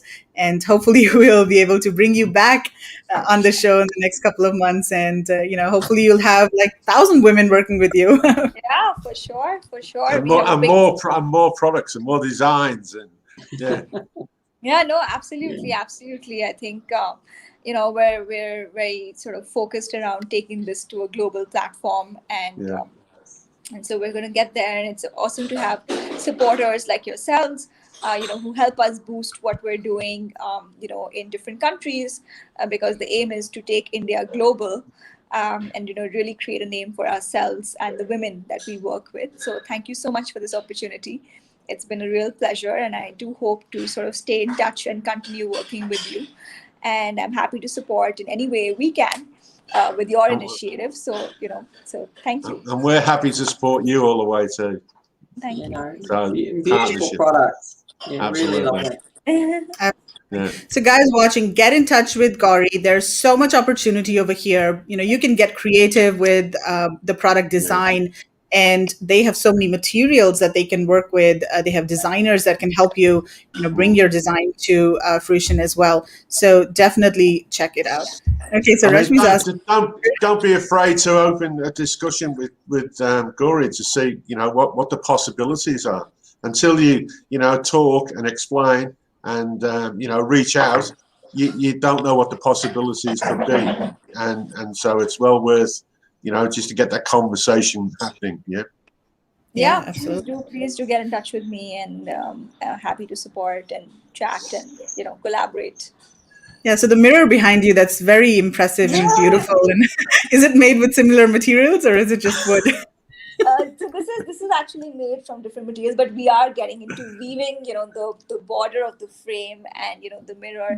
So yes, we are going to. So the next time you see us, we are going to have a more bigger sort of diversity of products, from photo frames to mirrors to hangings and all sorts of things. So yes. Wow. Absolutely. The sky's the limit in terms of design and innovation. Yeah, absolutely. Cool. Yeah. Okay, Gauri, thank you so much for your time today, and we will see you around. Take care. Bye-bye. Thank you, Gauri. Thank you. Bye. Bye. Bye. Wow. I'm just blown away. Beautiful products. Yeah, beautiful products, beautiful story, and what an inspiring woman too, right? I think we're sort of a bit gobsmacked today. I mean, we've had, we've had actually three, with CJ, and then we've had Rehan, and then, Gauri, and like fantastic people and fantastic, speakers and the presenters and the whole sort of story. I think it sort of it does sort of tend to pull the heartstrings, doesn't it? Yeah, but it's all about recycling and sort of, that type of thing as well. I mean, it was great to see that all the leather pieces are just the scraps that usually, we probably would throw them out here, whereas they're being reused and, all the wrappers are being reused. Like, it's just a whole new way of living, I think, and it's great for the environment. I mean, But India's got to be one of the leading sort of places as far as recycled sort of things at the moment, I would think. I think there's a lot of innovation happening in that area, isn't it? Yeah, and, sure. And Kevin, there's one thing that's really that's common among all of these initiatives. Do you know what that is? Go on, tell me. They're all led by women. Don't you see that? I mean, I've got no problem with that. I've got no right. I mean, yeah. But that's what really impresses me, that all of these women are actually leading the change, and they're really doing very path-breaking things over here. So yeah, super exciting to see that. Yeah, well, there's what people don't sort of, in India. I mean, India is it's a big country and there's a lot of population, but there's a lot of highly intelligent people in India. The educational system is very good at the high end, is it not? It is. The universities, Yeah. And India is a country of contrasts. So yes. like when you go from a metropolitan city like Delhi or Mumbai to a rural area, to a village like Muzaffarnagar, it's like you're on a different planet altogether. Yeah. So I grew up in Delhi. Gauri probably also grew up in Delhi. She studied overseas, and we had the best of education. We studied in English medium schools, and we had good exposure to everything. But at the same time, there are these women in rural areas, in the villages, that don't even have basic access to elementary education. So it is really sad, but it's changing, and that's a good thing. Well, we drove by lots of those villages when we went to Moorabadad. Yeah. Especially when we're coming back from Moorabadad, because it was sort of daytime, and so we could see, and you could see the families sort of walking from one village to another village, even though we were on those sort of main road. But you could see the way they were dressed, that they were sort of villages. But there's a lot of them. Yeah, and so, absolutely. And sort of women. It's not like with a man in Australia or the US or England or whatever. I mean, there's big factories where we could go to work and spend our life there, make a career out of that place. There's no such thing in rural India. People have to either be farmers or like the women working for those sort of clusters to make ends meet. Absolutely. Yeah. Shay is saying, great job, Viss team. This is my first exposure to you. Looking forward to more of these. Yes, Shay, we have so much fun on these shows. So tomorrow we've got another show planned for all of you. Day 2 of the Feb VISS.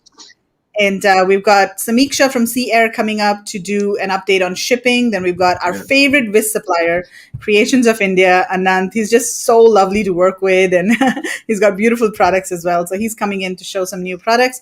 And then we've got one of our vetted sourcing agents, Rajat Gupta, coming in to talk about cotton bedding from India, because for some reason there's a lot of demand for all things cotton, like cotton linen and bed sheets and bags and all sorts of things. So he's going to be giving an overview of how these products are manufactured, what are the different varieties available, the price ranges, and you guys can ask any questions related to cotton bedding.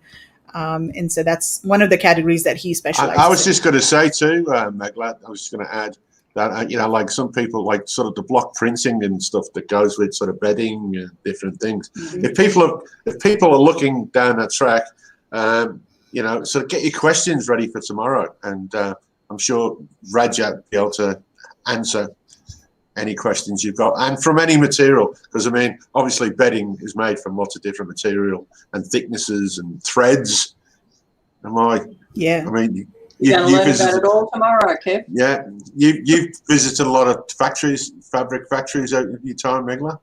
Yeah, I have visited factories in China as well, in India too. So it's very interesting. I've also visited some block printing facilities in India and seen how they actually do block printing process, which is quite interesting, and it's very contrasting from the process in China, where they have these big machines to do the printing and everything. So Well, that's the uniqueness of India, though, isn't it? The hand, handcrafted, handmade. That's just totally, that's the story, guys. Exactly. Deborah saying, what a great story. Gauri is liberating these women. Did she say how the husbands felt about their wives working? Yeah, so Deborah, she did mention that the husbands were okay with the wives working. I think it's because they're working at home, and I think that's one of the concerns in these kinds of societies. They don't want, maybe, and there are not many opportunities for women to go out and work, right? So I think mostly the husbands are okay with them working at home and contributing to the home. But yeah, that really empowers them. I mean, to have the financial, maybe not entirely independent, but they do have some financial, strength and capability. So that is very, very empowering and liberating. And most of the husbands will be playing golf, be on the golf course while the ladies are working. Okay, they're not as lucky as you. Just kidding, guys. Don't send me any letters. Don't send me any letters. No hate mail. Right. So all of you guys watching, just tell us in the comments, what did you think about, the products that you saw today? And also, are there any other categories that you would like us to feature on VISS in the future? So I know some of you have commented that you really liked Gauri's story and the products as well. But yeah, I mean, from an Amazon perspective, are there any other categories that you would like us to feature or, find suppliers for? We are definitely open to accepting requests from people. Yeah. Right? Yeah. So Although let us know in the comments now. We have got some new things featured coming up, haven't we, Megla? Yes, we've got one category that I think we've been seeing in the group a lot, which is sports products, sportswear and sports products. So for next month. We're going to try and bring someone next month, aren't we? Yes, we're going to try and bring someone next month. And we're also looking for a sock supplier because we've got a couple of requests for socks. Long socks. Long socks, is it? Homeware and pet products. We've covered that, Daisy. Yeah, Daisy, what you should do is go to this URL at the bottom of the screen, bit.ly/VISSall. Once you go here, this is a Google Drive, and you'll see a PDF document there that has all of the contact information of all the suppliers that we featured so far. And just do a search for pet or home in that PDF, and you'll be able to see suppliers and their contact details. And each document also has a link to the respective show that they've been featured on. So, click on the link on the PDF, go to the show, and you can watch their interview. So, yeah, for pet products, how many months has we been going now, Megla? Wow. Nearly a year, yeah. April is going to be our 12 months. Oh my gosh. Next month is going to be our 12th month. Wow. March. We should do something special. Yeah, we've done 10 months because we missed December because we didn't do December. Oh yeah. Maybe we can sell trips to India. I wish. We want the trip to resume soon, but yeah. Orgonite material. What's orgonite? No idea. I haven't heard of that before. Shay, what kind of material is that? Can you tell us a little bit more about that? I'm new here and interested in being less China reliant. We do gardening products and stainless steel gardening products. So I would be keen to find some relevant suppliers. Yeah, so gardening products, we have featured some suppliers that do things like, what are they called? Those decorative things that you put in the garden.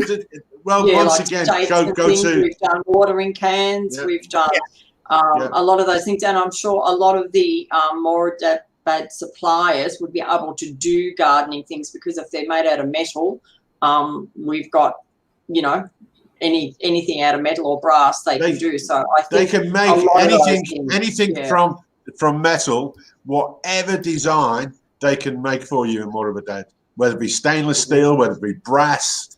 As long as you've got a design, they can make for you. There is people that we featured from Moqs.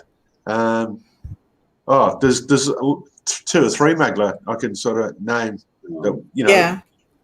There's BKP. Michelle, maybe contact Megla, and Megla can put you in touch with a couple just straight off the bat that can have a look at your design. Watering cans and planters and things like that made out of metal with little fork things, little sets, little spades, a lot of little things, we have seen them, from those people.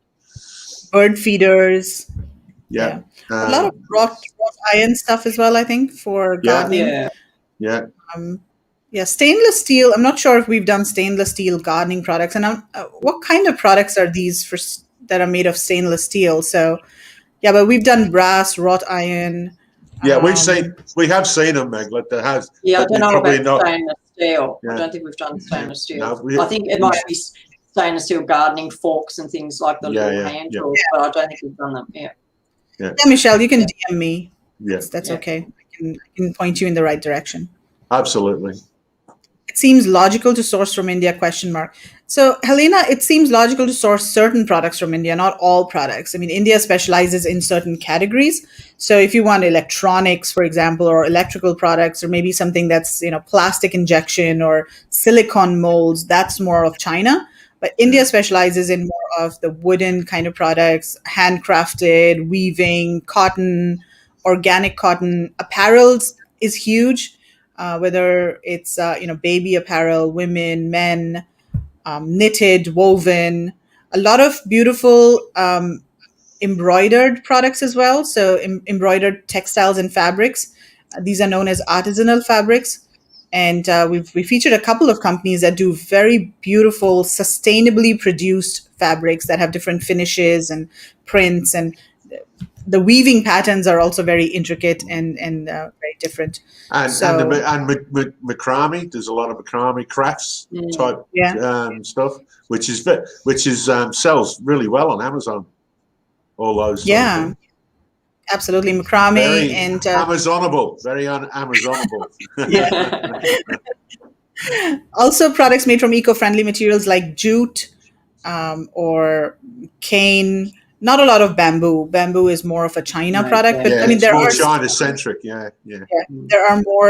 There are some products made from bamboo, but it's not that popular or common in India. So you can get anything sort of made there, but it's a question of the raw materials and the price of the raw materials coming. Yeah, it wouldn't be viable. And if people want certain things, I mean, don't forget. I mean, we've got all the sourcing agents, in the group that you can sort of go to them and they can find you anything, and it'll save you. I know you've got to pay a sourcing agent to sort of do, but that sourcing agent can save you a lot of time, a lot of legwork, and in the end, a lot of money, depending on what you want, what you're looking for. And I think all the sourcing agents that are there, Megla, you put them there for a reason, because they all do something different, don't they? They all specialize in different things. Yeah, so what we've done is we've vetted these sourcing agents and also other service providers, because when we started this group almost 2 years ago, people were asking us for, hey, do you know a sourcing agent? Hey, do you know a shipper? Hey, do you know, so-and-so. So then I went out there at that time and, I vetted these companies. I spoke to lots of different companies, and I chose a few companies that we would work with based on a couple of different factors, their experience and also their willingness to work with Amazon sellers, because not everybody wants to work with Amazon sellers, because we are new to all of these product categories. We are maybe new to sourcing, new to importing. We have smaller MOQs, and so our needs are very different. And so all of the service providers that we have in our group, they are vetted by us. Their services have been used by other sellers in the community, and they are very willing to work with Amazon sellers. So, they're very responsive, especially if you're part of our group. If you just tell them, hey, we're from the India sourcing group, or we're from VISS, they're very responsive as well, because they are in our group. And, so Vandana is saying, I really like the movement towards more earth-friendly, low-carbon, organic, plant-based products, really top of mind for so many people. That's true. And the only concern that I have with these products is, from a consumer's perspective, how willing are they to pay a slightly premium price for these products, especially on Amazon, and especially when these products are seen right beside the cheap products from China, right? So, I mean, that's something that concerns me. Like Studio Beach has very, very beautiful products, but they're slightly higher priced than similar products that you would find from China. I mean, similar in the sense, the same product, but of course made from different materials. So I think that's the only thing that I have. And so that's why I feel that the brand story is so important when you're selling these products, because that's how you really differentiate. But I also think, though, Megla, it's like the world is turning. you know, and it's maybe slow in some respects, but it's going quick in other respects. And, you know, I mean, when we went to Delhi and you look at how many plastic bottles with the big sort of mountain and what they've now done, you know, to make different products, and all the people that we interviewed over time, it's all about eco sort of friendly. And it seems to me that nothing is impossible to make from those products. You know, I mean, Helena now say yoga mats. Of course they can make yoga mats. Yeah, but maybe too, just as a thought, out of the PET, you know, the bottles, you know, remember we've seen a lot of rugs and things made out of the PET bottles. Well, they would make great yoga mats, and they are so different to every other yoga mat because you can get like the flecky colours of the bottle tops and, you know, so that's maybe something that would be a really great brand story for a yoga mat instead of one from China. I also seen somewhere, and I can't remember what I'd seen, but apparently all the hotel chain, or, you know, like big hotel chains in India, instead of in the room having, you know, because you have to put, you know, give people water, you know, bottled water is like a free commodity to people who are your guests. And apparently instead of putting the water in a plastic bottle, they had some other type of, you know, Jugs, right? That was made out of a recyclable sort of product, you know, sort of material, you know, so that they weren't using, you know, the plastic bottles. So, you know, you go in the room and your water is in a recyclable jug type thing. Yeah. I think it was that hotel where we did our conference when we were on India sourcing trip. Okay. Yeah. They didn't have plastic bottles on the tables, but they actually had glass pitchers. And I think they served water in those glass pitchers. That's but to give you plastic bottles, you know, in the sort of bathroom or you pick them up. But apparently now they come in a, you know, a recyclable container. Yeah. Looking forward to that next trip. I watched your last trip in 2019. It was amazing. Yes. Awesome. Oh my gosh. We're waiting to go back on it. Yeah. Argon is like resin made with healing crystals and some kind of. Oh, okay. We'll look into that. I haven't heard of this material. We have featured a couple of companies that do resin. In fact, just in the last show, we featured this one company that was doing very beautiful furniture and other home products made from wood and resin. So, okay. Argon resin for EMF protection products. Okay. I haven't heard of that.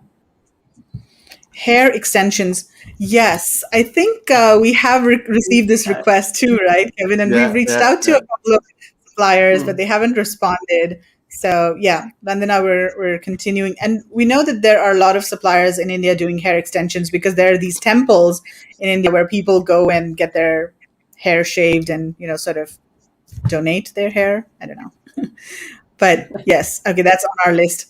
Party time, guys. 12 months of awesome shows featuring wonderful products. Yes. Thanks a lot. Thank you, Lois. Yeah. And thank you, Lois, for you know, staying with us for all of these shows. Lois says, watching so many of our shows. Isn't Lois going to come to India with us, isn't she? Yeah. I wondered that too. It's like getting people to buy Aussie when the price is higher. Do you think sustainable is overdone yet? I don't think it's overdone yet. I feel that, especially Gen Z, I mean, the newer generation, I feel that they are more eco-conscious and definitely. they're more focused on sustainability. So I feel it's going to increase. Yeah. And that's the reason why all of these companies are coming up with these products, because they see the market demand for it, right? Yeah. I mean, they wouldn't be setting up entire companies based on this concept if there was no demand, definitely, right? Yeah. So there's definitely demand. Look at Rehan and look at Beige. I mean, they've obviously spent a lot of money in research alone, let alone the production and then design. And so, you know, there's lots of companies doing that. And so serious business, I feel. Exactly. But I think it's worldwide. Now, like, I mean, I find even here, if we go to the Victoria market where you get all your fresh fruit and veggies, you know, probably 80% of it is normal price, you know, say might be, you know, $5 for a kilo of something. Whereas you can walk across the road and there's a fully organic section and it's like $10, but it is packed with people. And so people are prepared to pay that double the price almost to have organic fruit, veggies, and all sorts of products. So I think even eggs, even eggs, the way of the world. Yeah. So I don't think it's going to be like overdone. I think it's going to be a change that as the people grow and the older generation sort of, I suppose, die off, the young ones are just going to be used to it because it's how they're going to be raised. Yeah, totally agree with that. Okay, so guys, I think we are done for today. We've been going for almost 3 hours. Time just flies when we're doing this. What? Only 3 hours, Megla? Wow. Well, we thought we wouldn't have as many suppliers, so we didn't go so long, but yeah. Suppliers are awesome and the products are cool, and so we can't stop talking. Okay, guys. So yeah, thanks a lot for joining us today, and we will see you tomorrow at the same time with more information and more awesome content. Absolutely. Right. Yeah. Thank you, everybody. Bye.